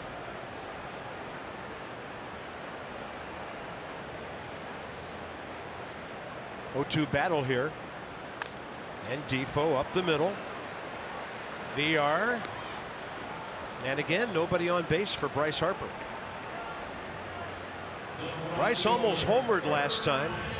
Stiff breeze coming right down the Anacostia River in from right field. Keeping his high fly ball in the yard last time. Caught right up against the wall at the yellow stripe down there. And if you missed it first time up, he extended his hitting streak to 18 games. Best in the National League this year. And That with a nice swing the other way early in the count.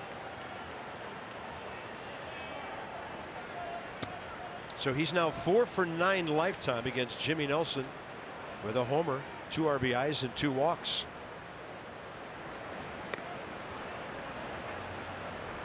Inside the Numbers presented by PNC Bank. So the Nats have 2 of the top 5 in on-base percentage.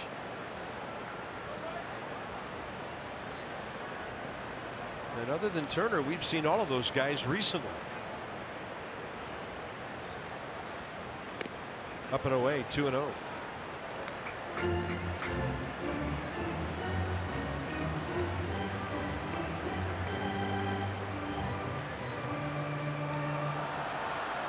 Ryan Zimmerman hit the ball extremely hard last time, but they had him played up the middle.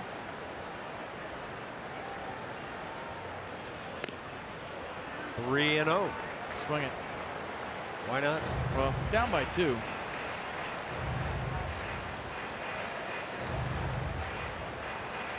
That'd be the only reason why not. But you could be down by 1 if you touch one.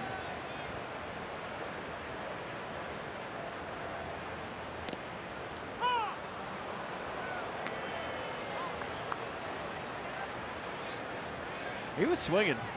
That wasn't a 3-0 take. Watch Bryce load up here. He's trying to do what he said. He thought it was inside. Borderline pitch goes Jimmy Nelson's way.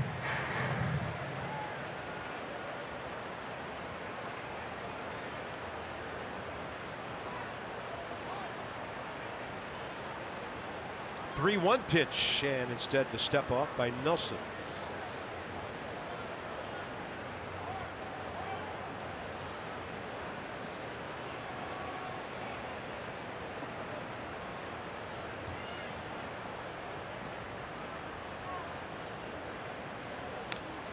All in on that one.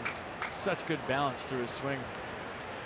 I mean, he's max effort swinging, but keeping his head still, his feet underneath him. He's not falling all over. He wants that one back. That was a 3-1 slider that he was all over. Just got under it a hair. He's trying to lift it out of here to make it 2-1. Look how balanced. That's how you know Bryce is locked in, when he's not falling over after his swing.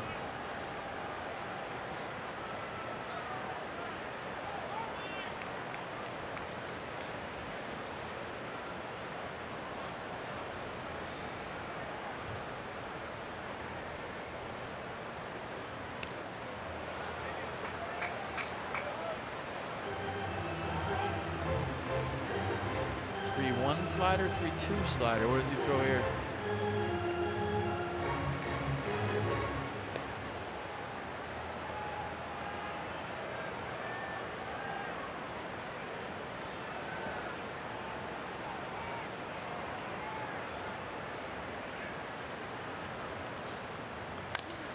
High in the air to left center. Staying in the yard. Braun catches that about 365 feet away.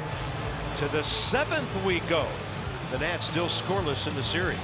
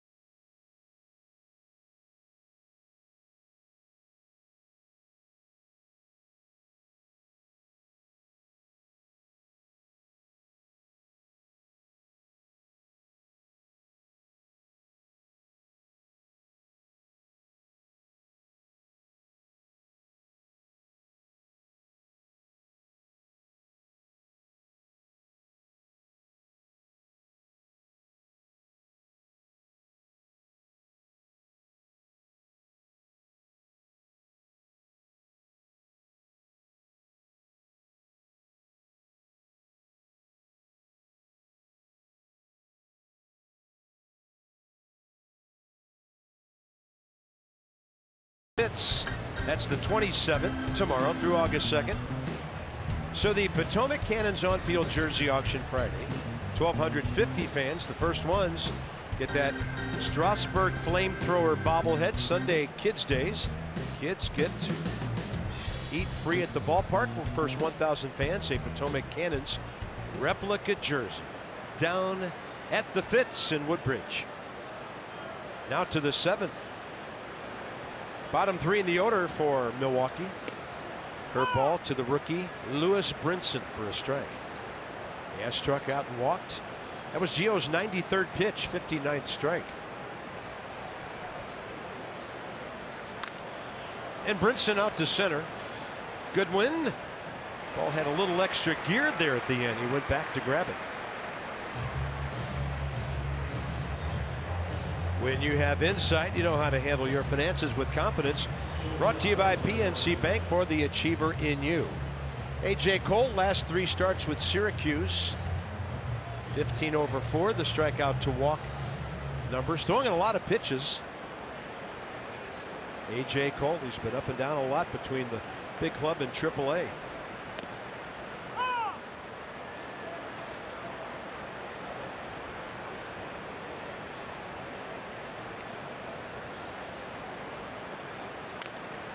Big swing out of play, Arcia.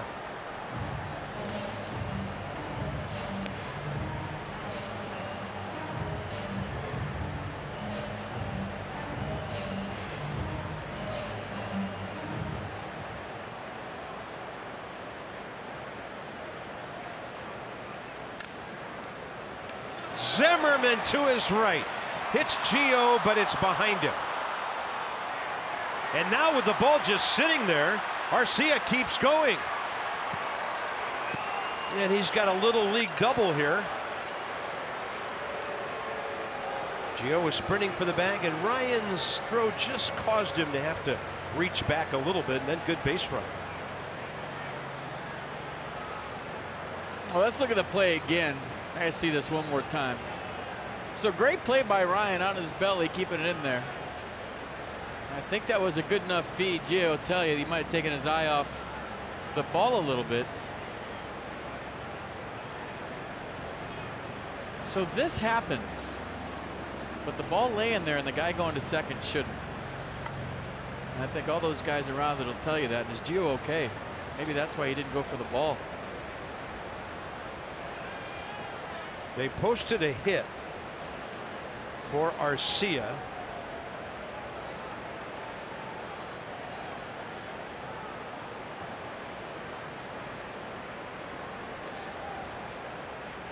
Well, he's not even going to take a practice pitch, so that's a good sign. Let me see. What do we got here? They're going to give Gio the error here.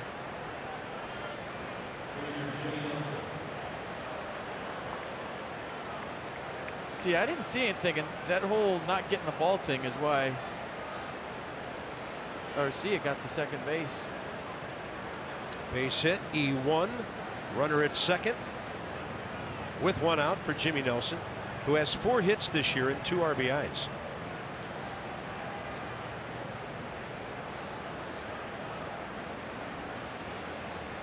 Give Arcia a lot of credit for being heads up and taking off. When he first left first, I thought he was going to get thrown out, but the ball was just sitting there.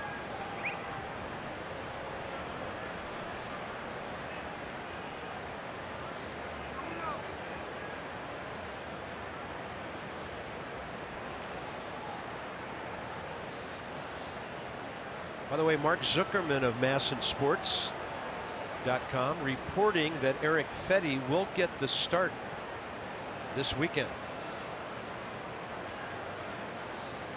Going back to Dan's report and whether Steven Strasburg would be ready or not. Rendon in front of the bag at third, still awaiting the first offering to the pitcher. He wanted to go butcher boy there, and then after squaring around, aborted his swing. Strike 1.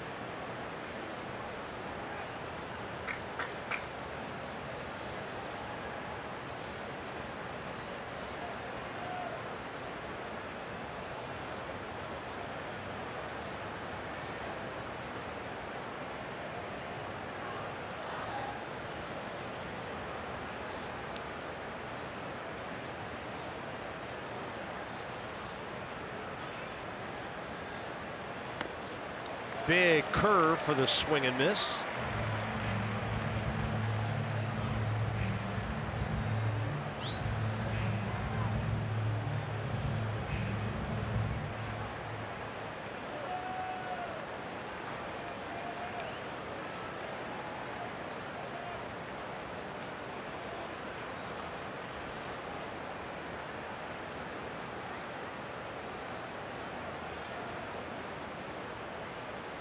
Well, on the VR stolen base in the 5th, Gio and Murphy did everything right.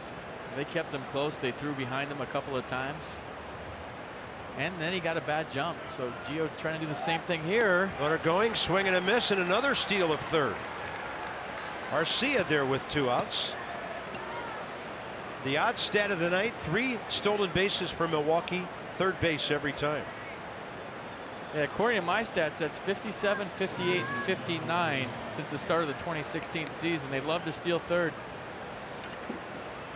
Well, once again, no throw. This time, Anthony's there. Jonathan VR, the leadoff guy. 1 for 3, double, and a steal of third last time.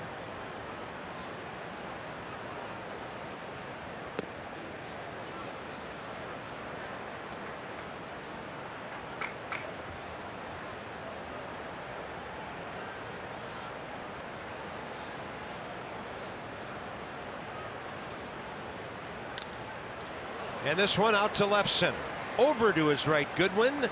Gio Gonzalez puts another 0 on the board. He's having a solid night. Now he needs some support.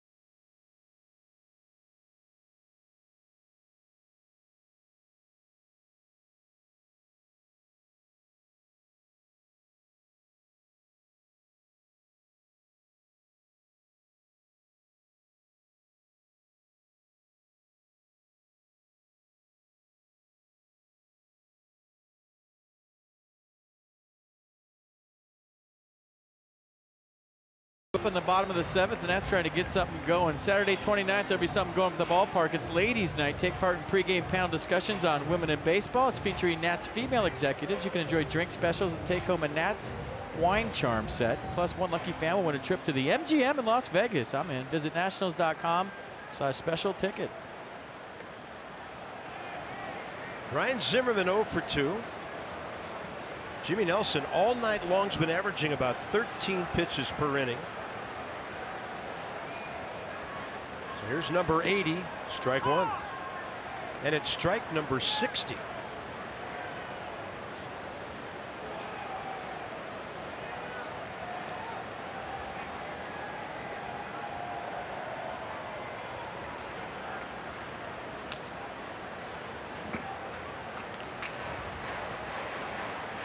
Gio's at 102 pitches. Tanner talking about seeing the base runner at second base out of the corner of his eye. and keeping guys close at second. That's what that conversation's about. 3 stolen bases tonight, all third base. Gio talking about how maybe his delivery impedes him from seeing the runner at second base, and Tanner was talking about how he sees the runner out of the corner of his eye. Up and in.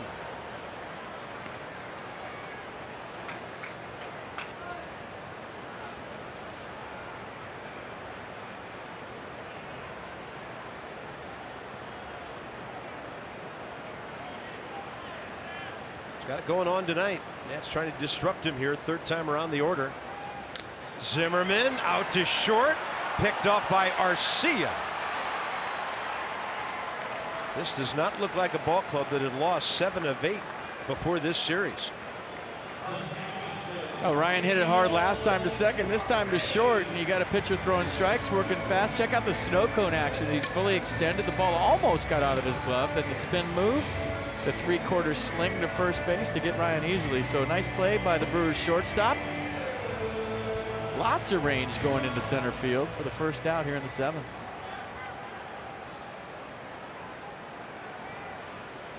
Murphy a pop up to short, swinging strikeout.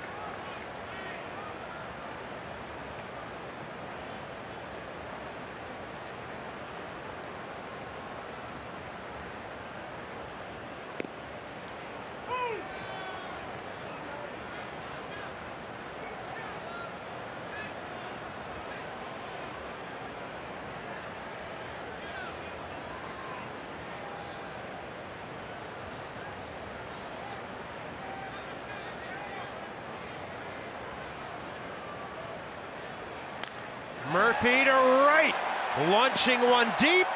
See you later. And it's a 1-run game. Right through the breeze. That's number 17, RBI number 73.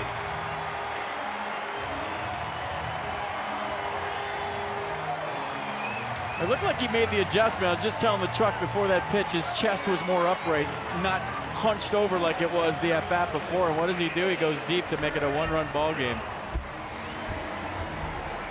Daniel homers Murphy with a high fly ball to right to bring the Nats within 1. Good swing. Wow.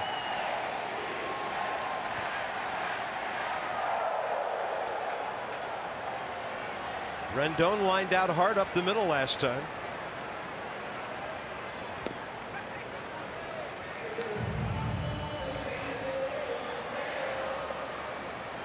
So the scoreless streak over at 17 1/3. Anthony ahead in the count with 1 out. And a strike up in the zone.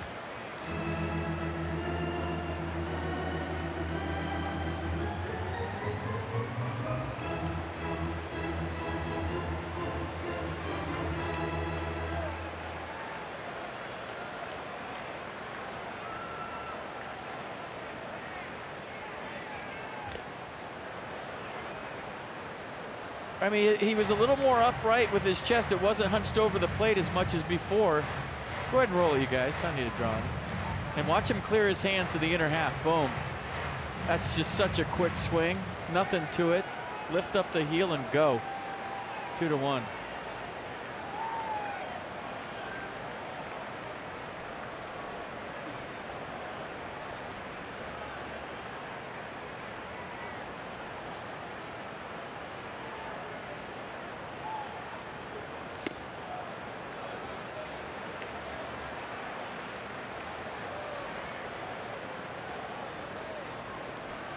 I mean, so far this year, the Nats have been the ball club that says to themselves, if you want to play the homer game, we'll play the homer game.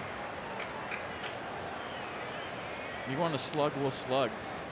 Maybe that one wakes him up a little bit.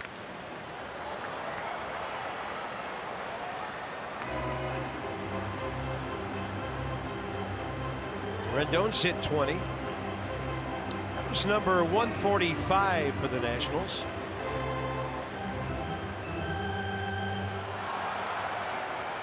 That might change things in the bullpen. Albers was up when the Nats were down 2. Now Madsen up as they're down 1.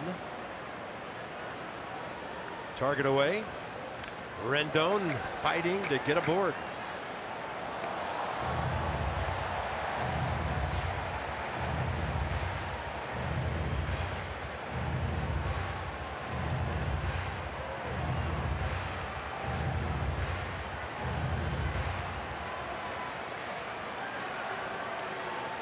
Daniel Murphy's 123rd hit, his 52nd extra base hit. Rendon swing and a miss on a pitch up. Strikeout number 9 for Jimmy Nelson. StatCast brought to you from Fios by Verizon. Fios is not cable. We're wired differently. Go to getfios.com today. 375 feet. 98.3 on the exit velocity. 34 degrees on the launch angle. Daniel Murphy's 17th home run to make it 2-1. I'm just wondering, out loud on live TV, how you turn the fedoras inside out for a rally fedora tonight since they're down by 1. I'm doing it right now, and I think I'm wrecking mine. Yeah. Maybe backwards. Oh, look at, I went inside out, but I think it's ruined. Look, you could turn it into a Freddy Krueger hat if you go inside out.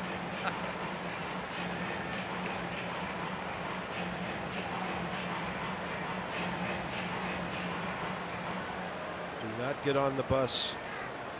Do not fall asleep. Yeah.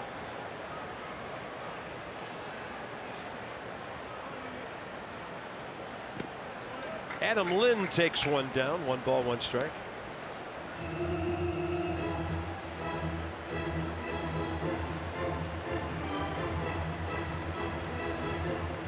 $14 homers given up by Nelson this year in 128 innings.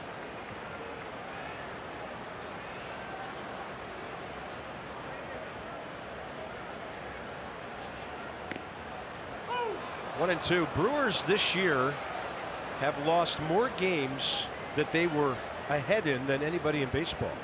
34 of their 48 losses. They've had the lead this year.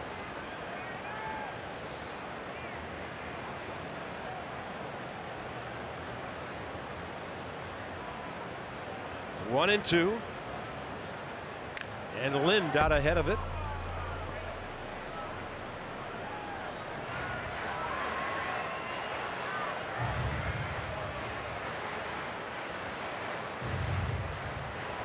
.96 road ERA coming in for Jimmy Nelson.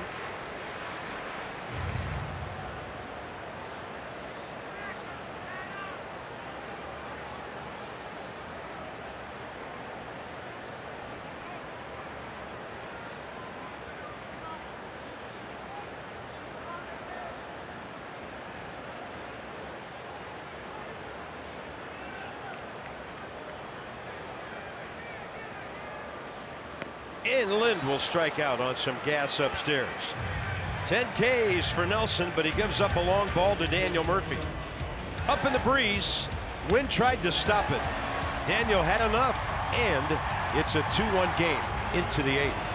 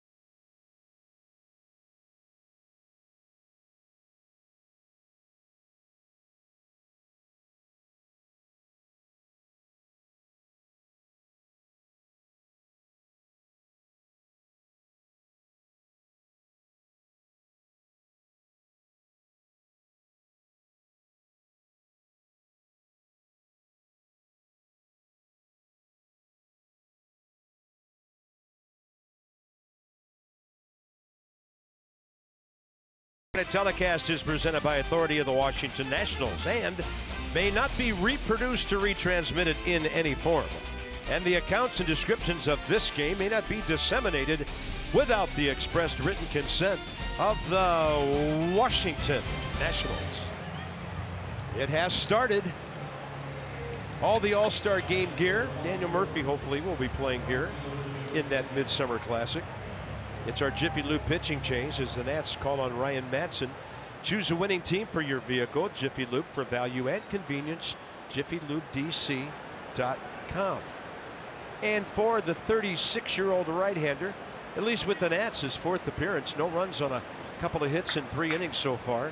A walk and 4 strikeouts. Domingo Santana leads off. Fastball in there. Santana 0 for 1 career against Ryan. Good job on the first batter face with the fastball curveball change combination. Fastball 95 on the year.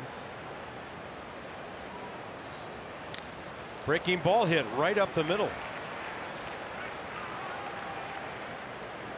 And if a ball can be hit up the middle with a little hook on it, it was. Took a little left turn as it passed through the infield. And for the Brewers,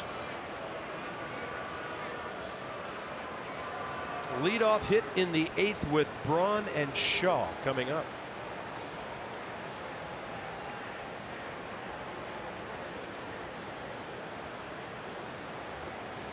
Ryan Braun, 3 strikeouts against Madson, 1 for 7 career.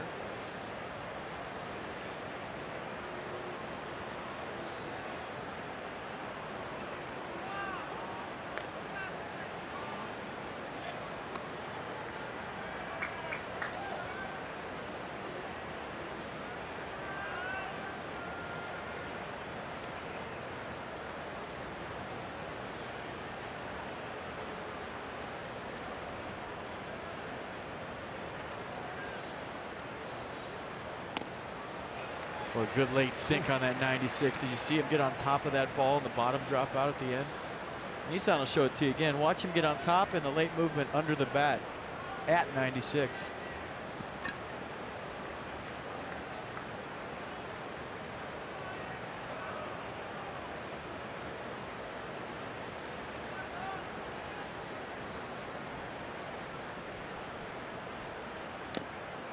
The same.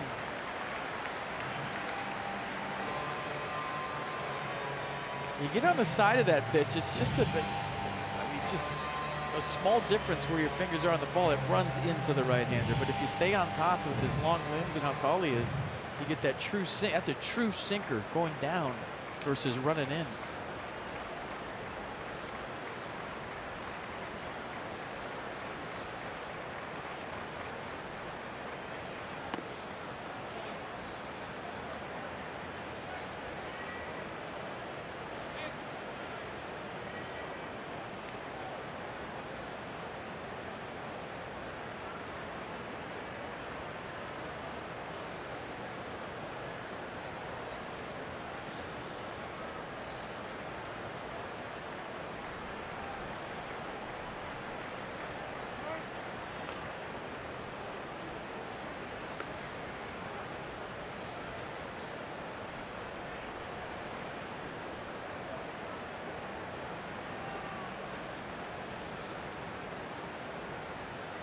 Ryan Braun, fly ball hitter as a rule. He's bounced into 4 double plays this year. Short lead at first. There's a bouncer. Murphy. Defoe. Safe at first. The call by Mike Everett.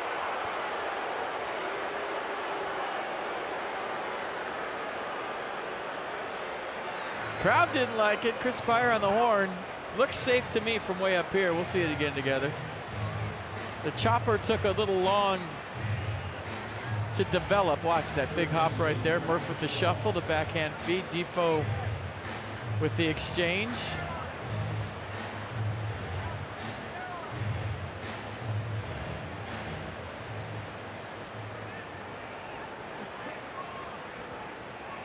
He was safe. Nats will not challenge. So Braun at first, one out for Travis Shaw. One plate appearance for Shaw against Madsen. Career, it was a base on balls. Tonight he's doubled on his softest swing of the night. Little flare the other way, and then he's lined out hard twice, once to left and once back to Gio, who's done after 102 pitches, 67 strikes. Strike call. Gio gave up 2 runs on 5 hits, 1 walk in 7 innings, struck out 8. Had a wild pitch, had an error.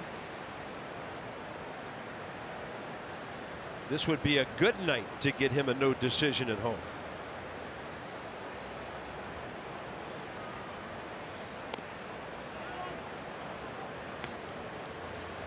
Well, you hardly ever see Ryan Madsen just waste a pitch, missing way out or way up. Everything he has, usually right around the plate.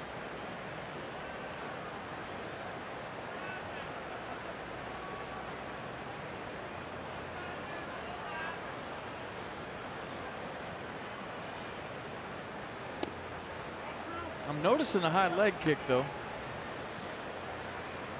Probably been noticed in the third base dugout as well. But the stuff is definitely fun to watch. That sinker, I mean, we've seen him throw as high as 99. The curveball right behind it. That was Jacob Barnes throwing for them.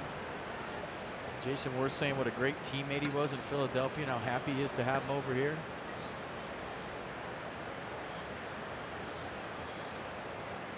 Telling Dusty, yeah, he can get left-handers out. You can trust him.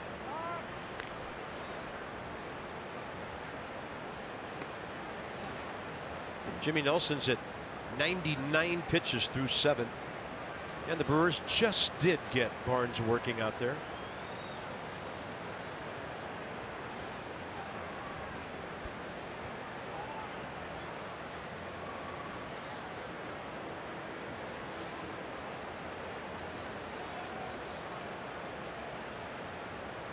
Yeah, he was going. I thought so.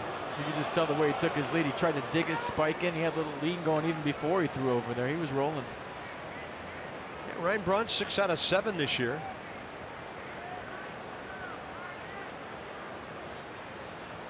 '187 career steals. 24 as recently as 2 years ago. 16 last year. 2-1 pitch. Instead, another throw over.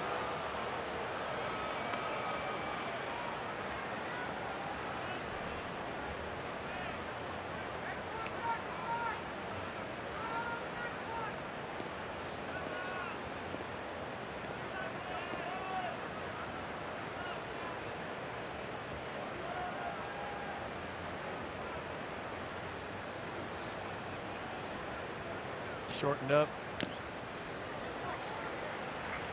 I think Ryan Braun's the kind of guy that's got to ambush you, and the fact that he tipped off that he was going, now everyone's on high alert. A lot like a Paul Goldschmidt.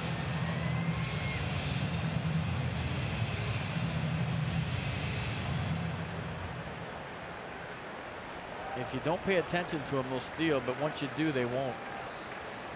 True base stealers, even if you're paying attention to them, they'll still go. 2-2 count with 1 out.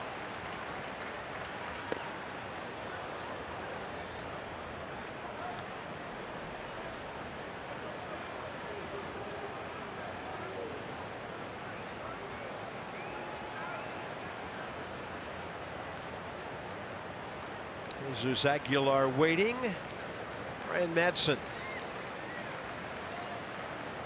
666th career game.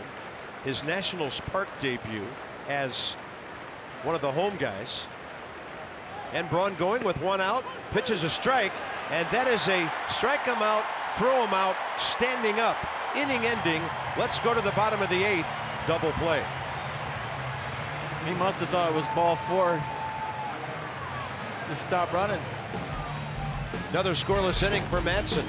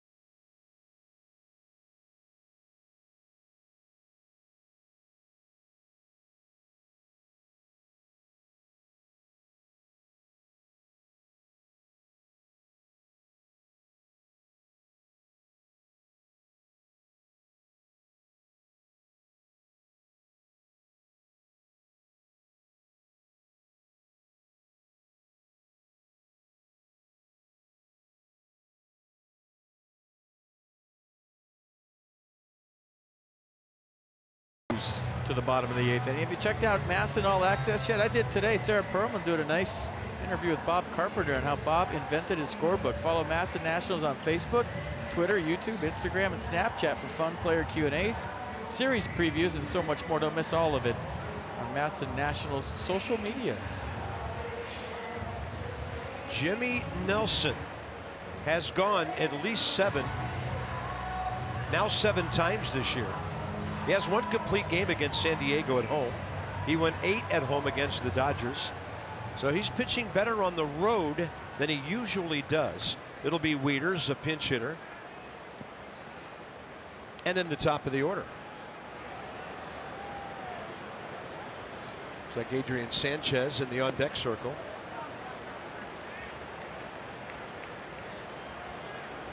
There might be a circumstance where that could change to Stephen Drew. Wait and see what happens with Wieters, who singled up the middle last time up. Right past the shift that features 3 guys on the right side. Well, 2 balls, no strikes. If Wieters reaches, Steverson will probably pinch run for him. Sanchez will probably bunt him over. Because with 3 catchers, you can do that. If not, maybe go to some thump with Stephen Drew to try to tie it up. We'll see. He's ready to pinch run. Pinch hit, pinch bunt, whatever.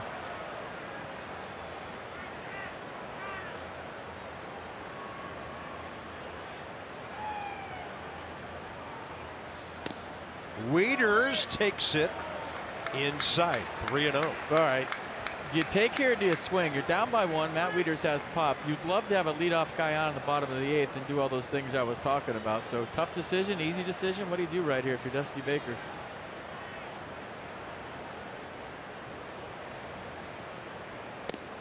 That's an easy decision for the hitter. Tying run aboard here. Maybe you just pinch run Severino, who can run for Wieters.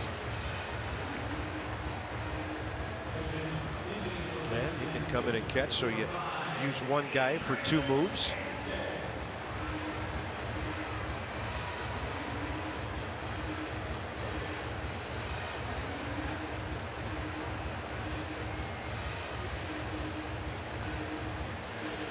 Sanchez was announced.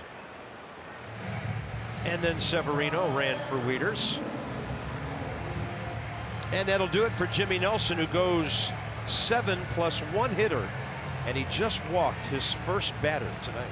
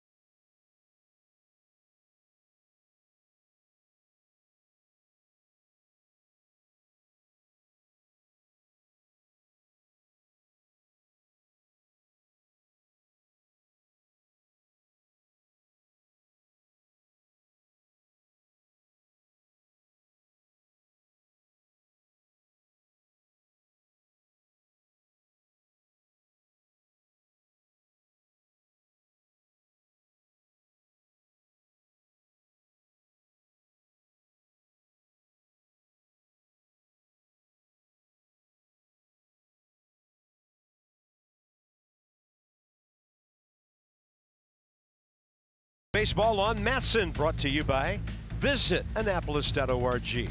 Create your moment at visitannapolis.org.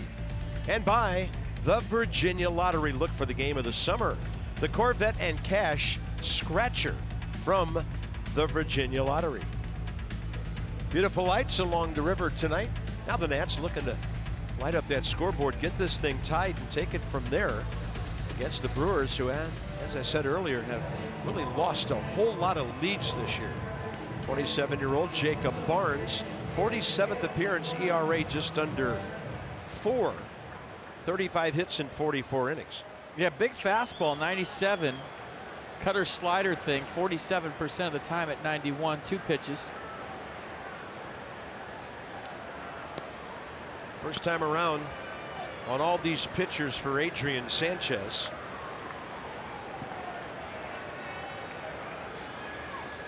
He's 0 for 5 as a pinch hitter.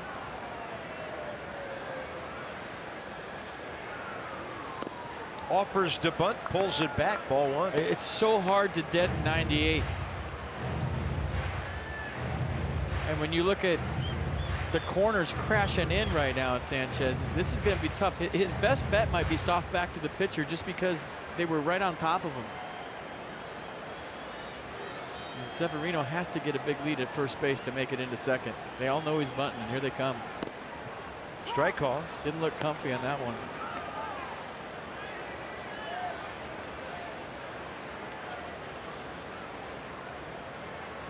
Dusty will take it off too if he sees a player not looking real comfortable in the situation.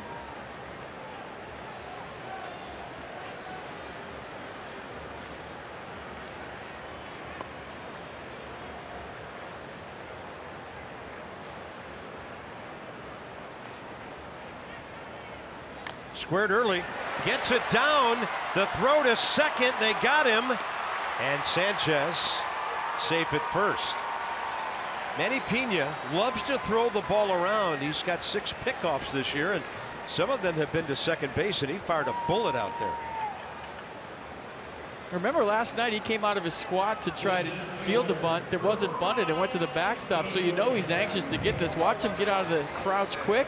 The ball actually hit behind the plate.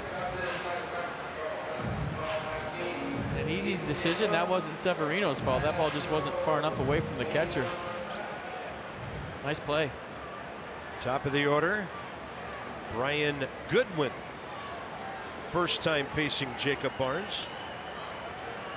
He's more than happy to see Jimmy Nelson done for the night. Struck out 3 times swinging against the Milwaukee starter, who fanned 10 tonight. There's Sean Doolittle. Ed Albers in the background has already warmed up once tonight, so he can get hot in a hurry. Goodwin over the first baseman, down the line, heading for third, Sanchez. Bob Henley will hold him. It's a big double for Brian Goodwin. Game on. Game on. I see some rally fedoras in the crowd right there. And Brian Goodwin with the chopper over first base.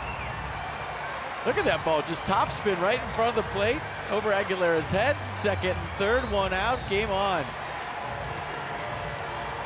I think Craig Counsell should walk Wilmer Defoe to get to Bryce Harper. What do you think? Sound decision to me. I think it's good managing. They are warming their only lefty, Josh Hader, out there.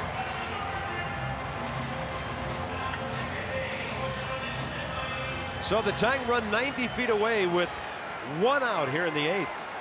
Defoe 3 ground balls he needs to elevate as he faces Barnes for the first time. Well, he actually doesn't. Look at the way Craig Counsell is playing his defense. He's got the middle back, the corner's in, so anything up the middle is a tie ball game. Anything to a corner isn't. The base hit, we might get to see Sean Doolittle.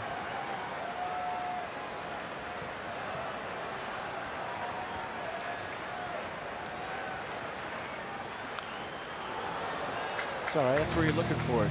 Belt tire above.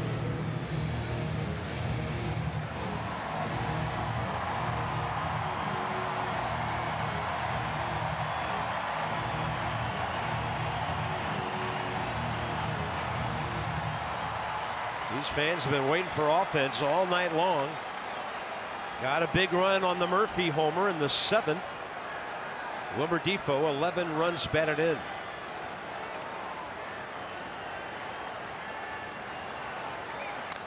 Bouncing ball right side, base hit. One run scores. Holding at third is Goodwin. And the Nats do get Gio off the hook with Defoe's 12th RBI. Those are two balls I thought were double plays, and they both turned into hits, and we got us a tie ball game. And did you see Bob Henley at third base just casually hold up his left hand saying, "No, big boy, Bryce Harper's about to step in the box. You are not getting thrown out at home." So nice job, Wilmer Defoe got a pitch down. Another chopper off the hard dirt in front of home plate. Watch this one. Aguilera, I mean, he was playing in. I thought he might lay out for that. Chose not to. We got a tie ball game, and Bryce Harper is in the box, folks. Might want to text your friends. This is pretty good. So Gio's off the hook. Jimmy Nelson will get a no decision. Bryce Harper and Jacob Barnes have never faced each other.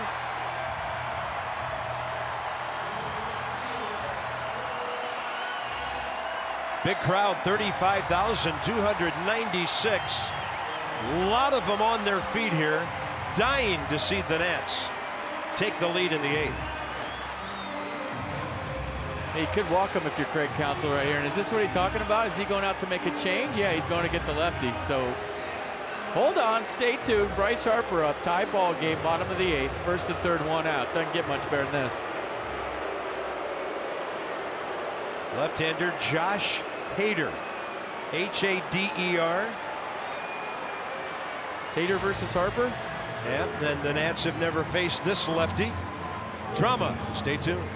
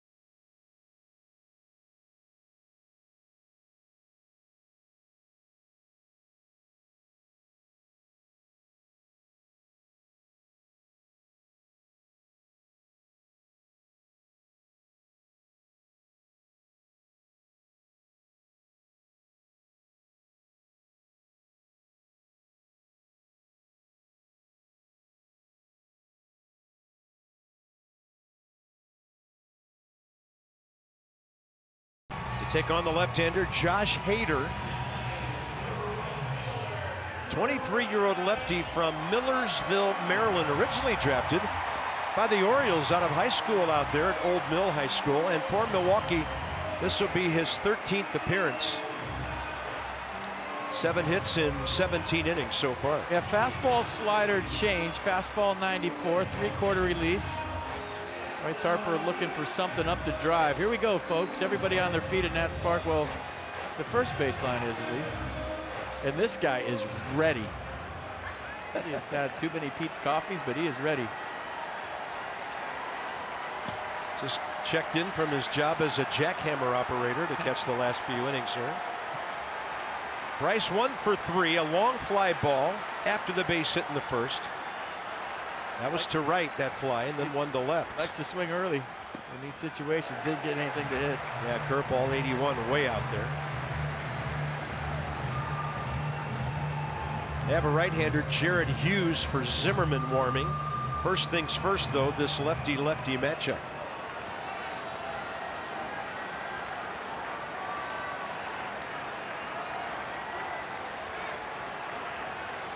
Target away. There's the fastball. See, that's the intensity of this at-bat coming out on a bad call. He is so locked in. He lives for these situations. And that's the first time I've seen him snap on an up in a long time. What do you got, pitch cast? It looked down to me. Borderline pitch. I got to regroup if you're Bryce, but that's just the moment right there. He is locked in. He wanted a 2-0 count.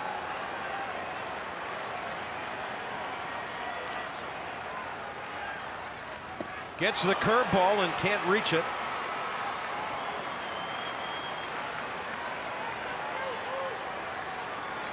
He's still upset about the first strike. Got to turn the page. So easy to stay up here. I mean, game's on the line. He lives for this.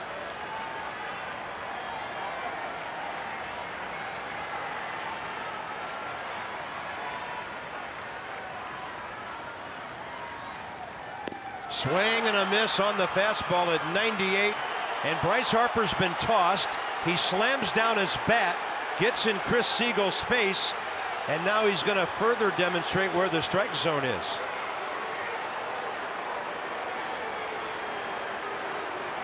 Well, you knew that was going to happen. If he didn't drive that run in, he wasn't staying in this game. And he said that's twice, so there must have been a call earlier in the game that he didn't like down the zone.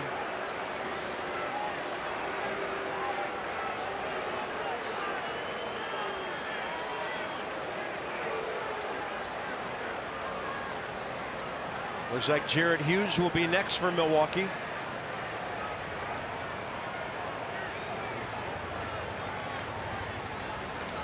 So their lefty guy, Josh Hader, situational appearance comes through. Now it's up to Ryan Zimmerman.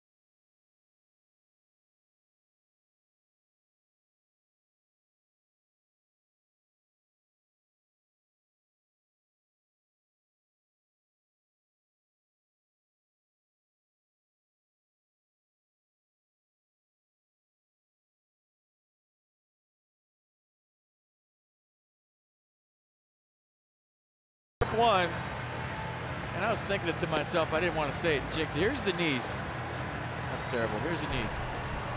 Watch where he catches this ball. Keep going, roll it.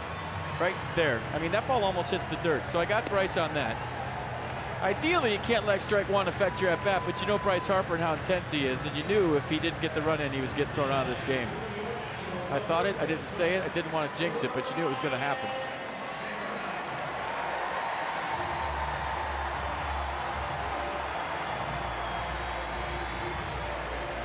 That's twice. And that's so bad, I think is what he said.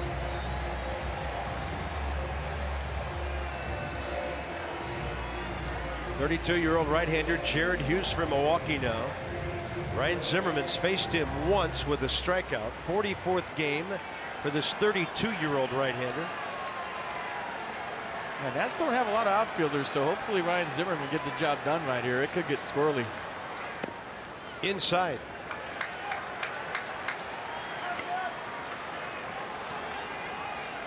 Yeah, Andrew Stevenson, the only true outfielder on the bench.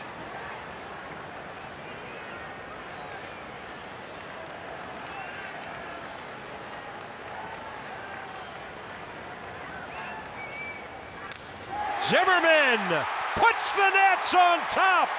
Goodwin scores. Here comes Defoe. He stumbles. And he's still safe. He fell down twice, and the Nats lead 4-2.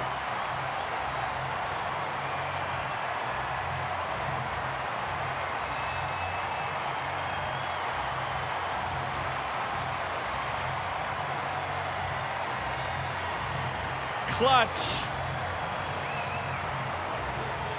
I think everybody laughing while I'm laughing up here. You got to see Wilmer come around third. Just like we promised you earlier in the game, it's Miller time, brought to you by Miller Lite. Look at Zim go down and get that. So forget what happened with Bryce. Ryan Zimmerman picks up his ball club with a clutch double down the corner.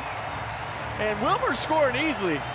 I looked up and somebody got him with a blow dart gun coming around third base because I didn't see what happened. I just saw him laying on the ground. He got up and scored. All good. Nats up by 2.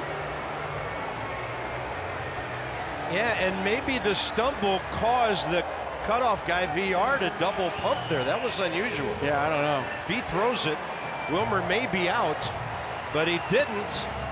And Zimmerman clutches up. They've just walked Murphy, and Rendon will hit with 2 men on. All right, here comes Wilmer. Yeah. Oh. He got up and still scored, and then everybody had a good chuckle in the dugout, and Wilmer's looking at the plate, and there's the smile we all love. That was awesome. He's just bringing energy to the ball club to a whole nother level. I mean, I looked down there, and he was laid on the ground. I was like, he slid way too early.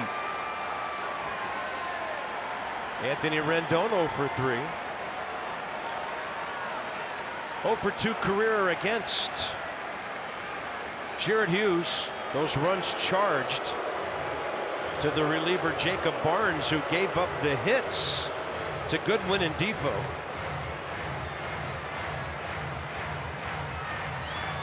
And we told you a couple of innings ago how the Brewers have had a hard time closing out ball games this year. The Nats will have at least a 2-run cushion for Sean Doolittle in the top of the 9th.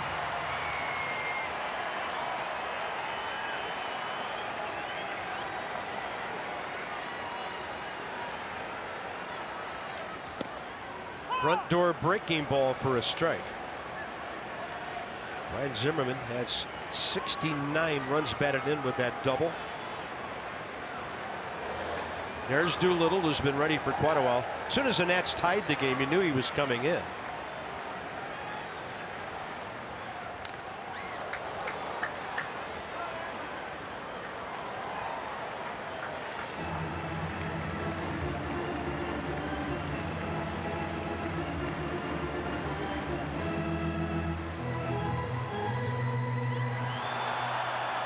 Riley Fedora. Do we have any? Oh, I saw a few in my binoculars.0-2 to Rendon. Target in. And right by Bob Henley with the bouncing foul. 8th Nat to bat here in the 8th. It's all started with a leadoff walk to Matt Wieters on 4 pitches. That took Jimmy Nelson out of the game.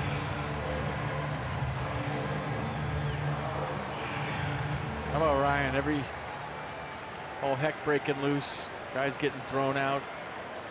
He just walks up, slaps a double down the right field line, said thanks for coming. Rendon to right center. That's going to plug the gap. Zimmerman scores. Murphy held at third. The Nationals lead 5-2.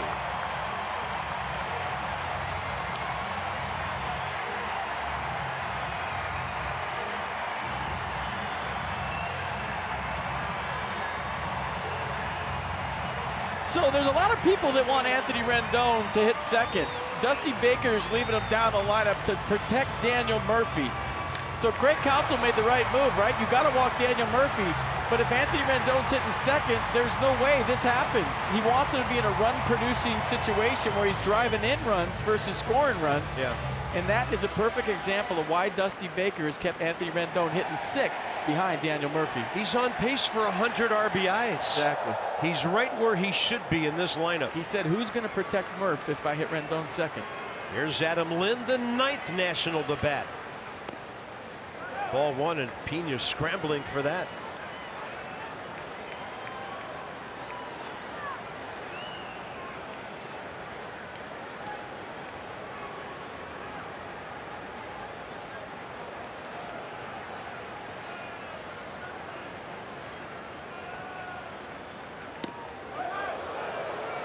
Scrambling and then reaching, 2-0.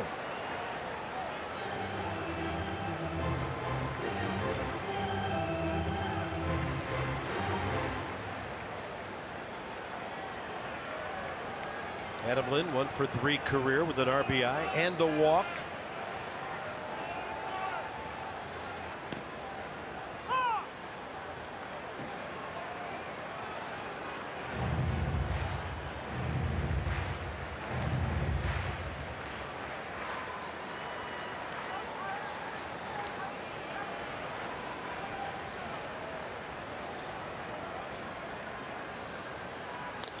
Lind the other way, looking good down the line, fair ball. A run scores with Murphy. Here comes Rendon, and the Nats have busted this game wide open. It's 7-2.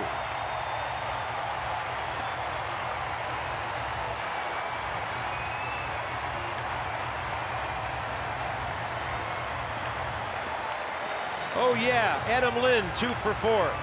He can hit. And here's the offense. There you are. We knew you were there. You're the best offense in the National League. It just took a second. So jet lag gone, balls flying all over the place. Murph rooted into the fair territory. There you go. Here comes Rendon. Adam Lind can hit, folks.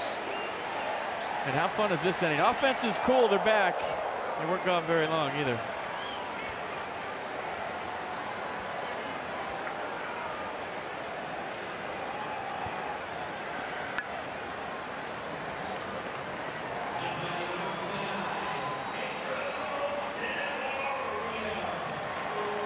Here's Pedro Severino now, who bats for the first time in the inning after he pinch ran for Wieters many minutes ago, and now he gets to swing. That's put together some fantastic ABs here, and it all started with Ryan Zimmerman putting them on top, and really the Defoe RBI before that, so big. Outside to Severino.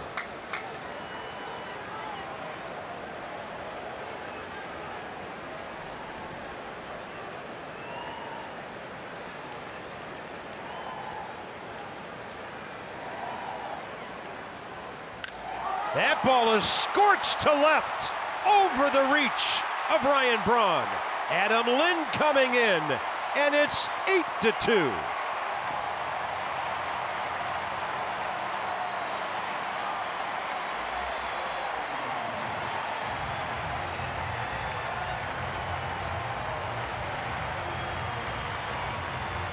That might get him a start tomorrow morning at noon.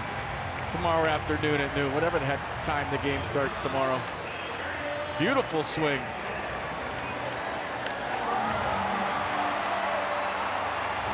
I mean, did Bryce Harper fire his team up, or is his team picking him up? You make the call. I'd say yes on both counts. I mean, one or the other. It's up for debate. But you're talking about, I mean, a bunch that's been less than enthusiastic the last couple of days. You know, a lot of people say Bryce Harper's got to stay in the game right there. He can't argue that call. He's got to drive in the run. He's the best player in the National League. A lot of people say, well, at least he's got some fire when it's looked like the ball club's been a little bit sleepy the last couple of days, and maybe he fired his team up. I don't know which one it is. But it's a topic for discussion.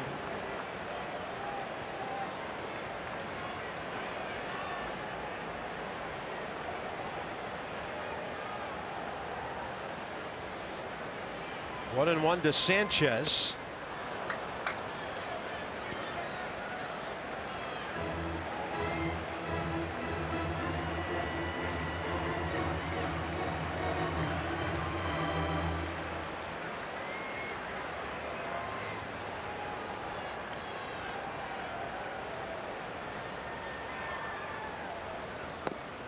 Good take. I think it was the Rally electric chair guy that got this whole thing going personally. Can we show him again going the break?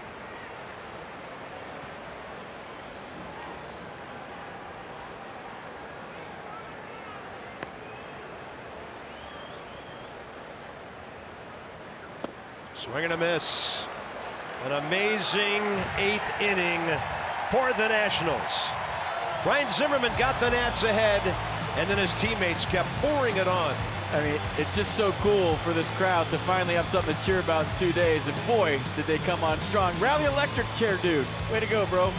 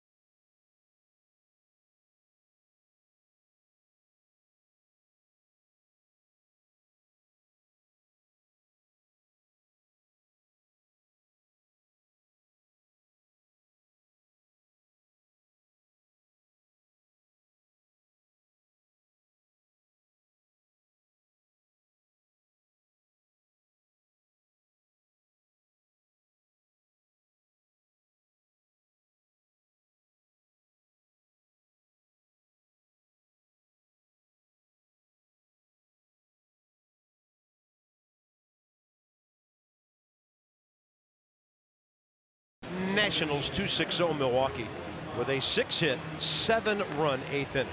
Washington area Toyota dealers, and there have been 9 strikeouts tonight, helping children and their families with a donation of $37 for every Nat strikeout to the Children's Inn at the National Institutes of Health. We call it Toyota Case for Kids. Obviously a non-safe situation, but you want your guy to get out in his brand new ballpark, let the fans see what he can do and nail down a much needed win. Boy, you already had him up. You already had him hot. Dusty Baker does this all the time. If he's got his closer ready, he hasn't pitched in a few days, he's going to use him. So the first look at Sean Doolittle in the white uniform. Fastball mid to upper 90s, slider to go with it, but primarily fastballs 88% of the time, and pretty good against the first batter he's faced this year. Pedro Severino stays in to catch. Andrew Stevenson goes to center, moving Brian Goodwin over into Bryce's spot in right field. Jesus Aguilar, first career matchup with Sean Doolittle.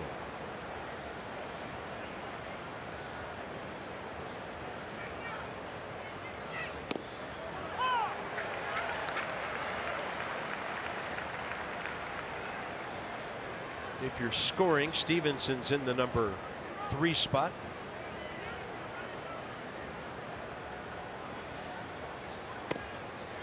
Fastball in.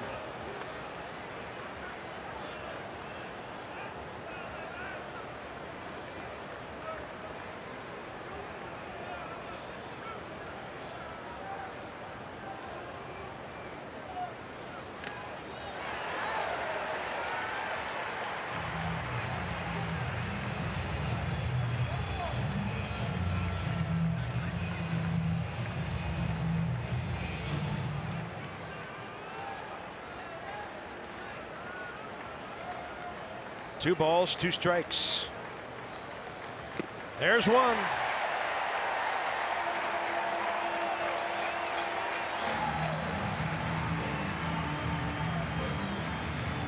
Show it to me again. Just challenge fastball. He pitches up with his heater. It's got a high spin rate, stays elevated, doesn't have that downhill angle to it because he throws it so darn hard. Tough one to lay off. Missing bats in the 9th. I'm down.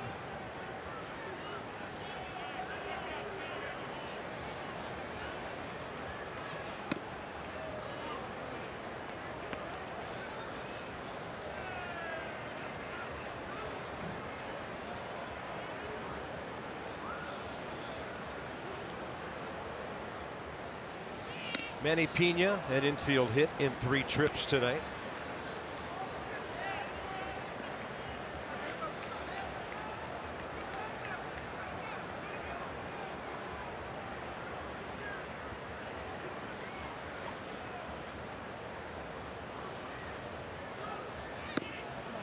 Ball 3. Doolittle's been a little mad at himself for walking the leadoff guy in each of his first 3 appearances. Tonight he struck out the leadoff guy.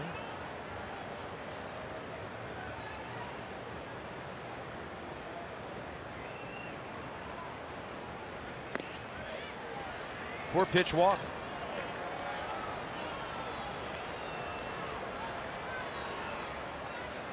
Next up, the rookie Lewis Brinson. Johnny Holiday, Ray Knight in the yard tonight. That's Extra, presented by Who But? WB Mason. Straight ahead.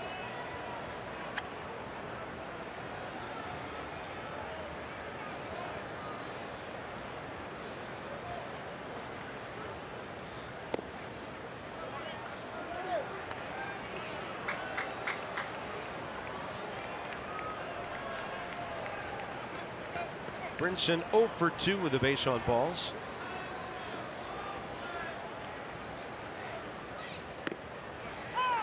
Up in the zone, 1-1.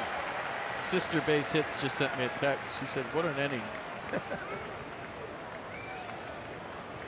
Yeah, and she's based in Milwaukee. We'll see you soon. Yeah, she's saying we'll see you soon. That ball hit a ton to left center. It's way out of here. And for Lewis Brinson, his first major league home run. 8-4 now. Yeah, all those add-ons, huge all of a sudden.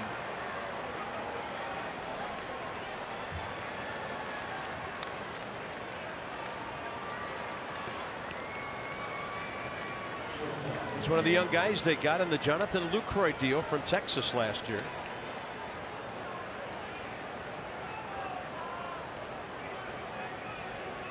Number 8 hitter is Orlando Arcia. Pitcher spot next.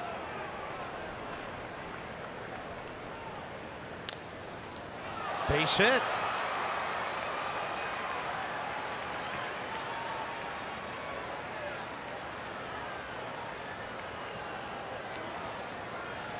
The last thing Dusty wants is any suspense after the inning his offense just had. Yeah, they're gearing up for number 1, and you know, you got a fastball hitting team that hits lots of homers here ready.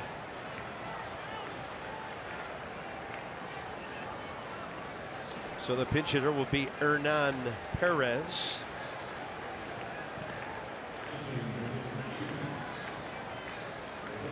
He's never faced Doolittle.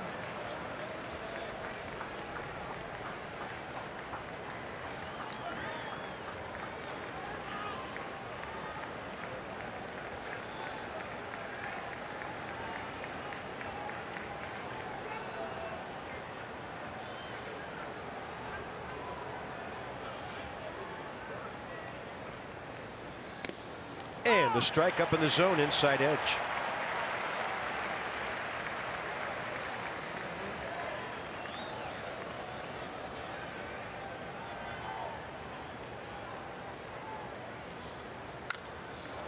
And another hit.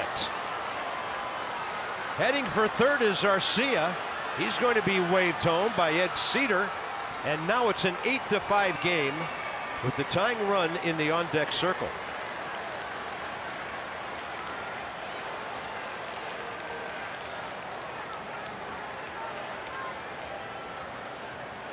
Yeah, fastball up again, and these guys are just sitting dead red.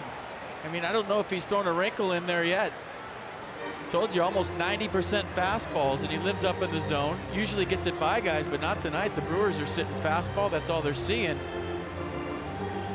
sometimes closers are different in a non-save situation, but based on the circumstances here and the way the Nats fought back to take the lead in the bottom of the 8th, it felt like a save situation regardless of the score. Just because you battled back, you fought, you're down 2-0 and you found a way to get ahead. Now a little drama.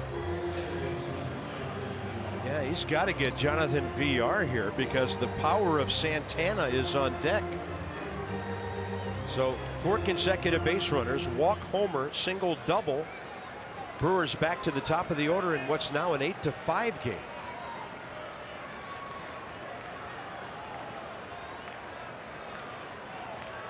And the bullpen suddenly busy again.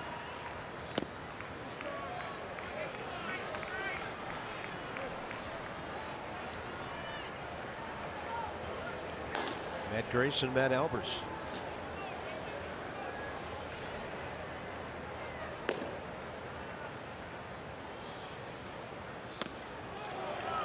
Didn't look like a swing. 2-0.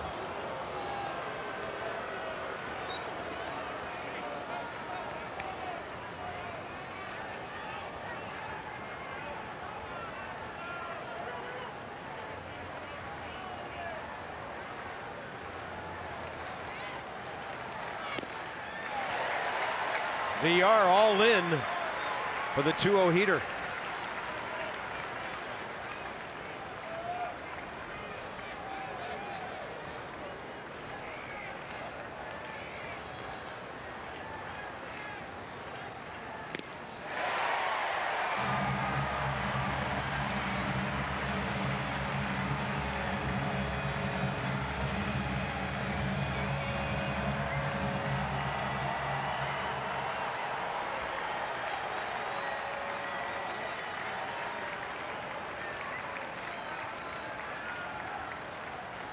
Swing and a miss. 2 down. Maybe you just need to get it close to get the juices going. I don't know. You know, those closers are wired differently. They're used to coming in for a save. Now it's not a save, but it's a 3-run game. Maybe he just needed to get amped up for something. But that was 3 fastballs by it. And he still, I don't think, has thrown an off-speed pitch, has he? I saw 87 on the first pitch to Villar. So here's Santana. Fastball in there.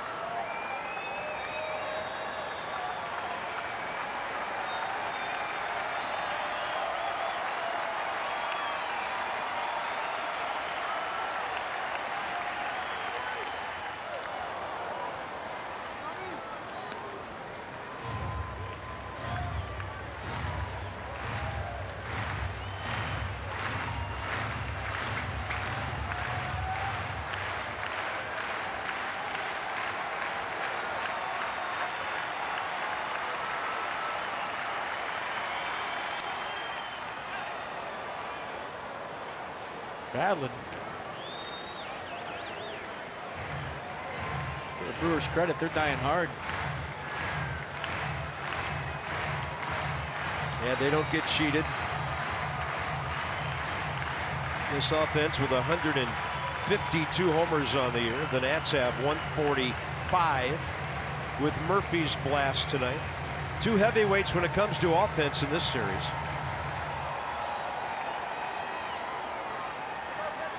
And the guy who went to Virginia trying to close it out here.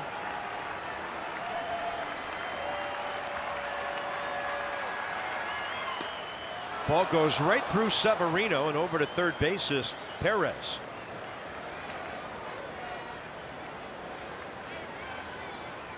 Count goes to 2-2.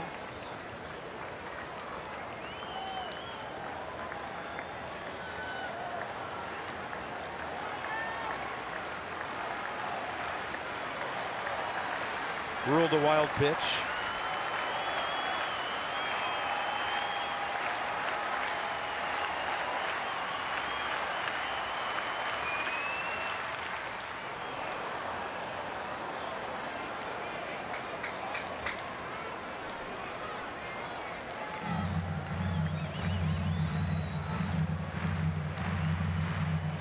Eighth pitch coming. 28th of the inning.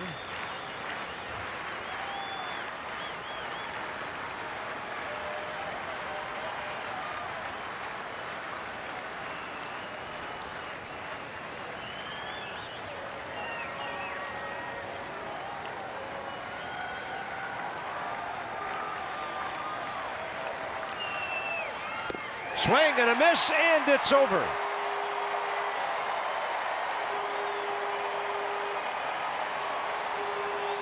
A gutty win. The offense finally came through in the clutch. Sean Doolittle figured out the ninth. Gio Gonzalez was great tonight, and a good win for the Nats coming from behind. You like what you saw here tonight. The crowd finally had something to cheer about. Fun, fun, fun. Eighth inning. Nats win at 8-5. Tomorrow they'll play their 100th game of the year, and they just got to the 60 win mark to even this series.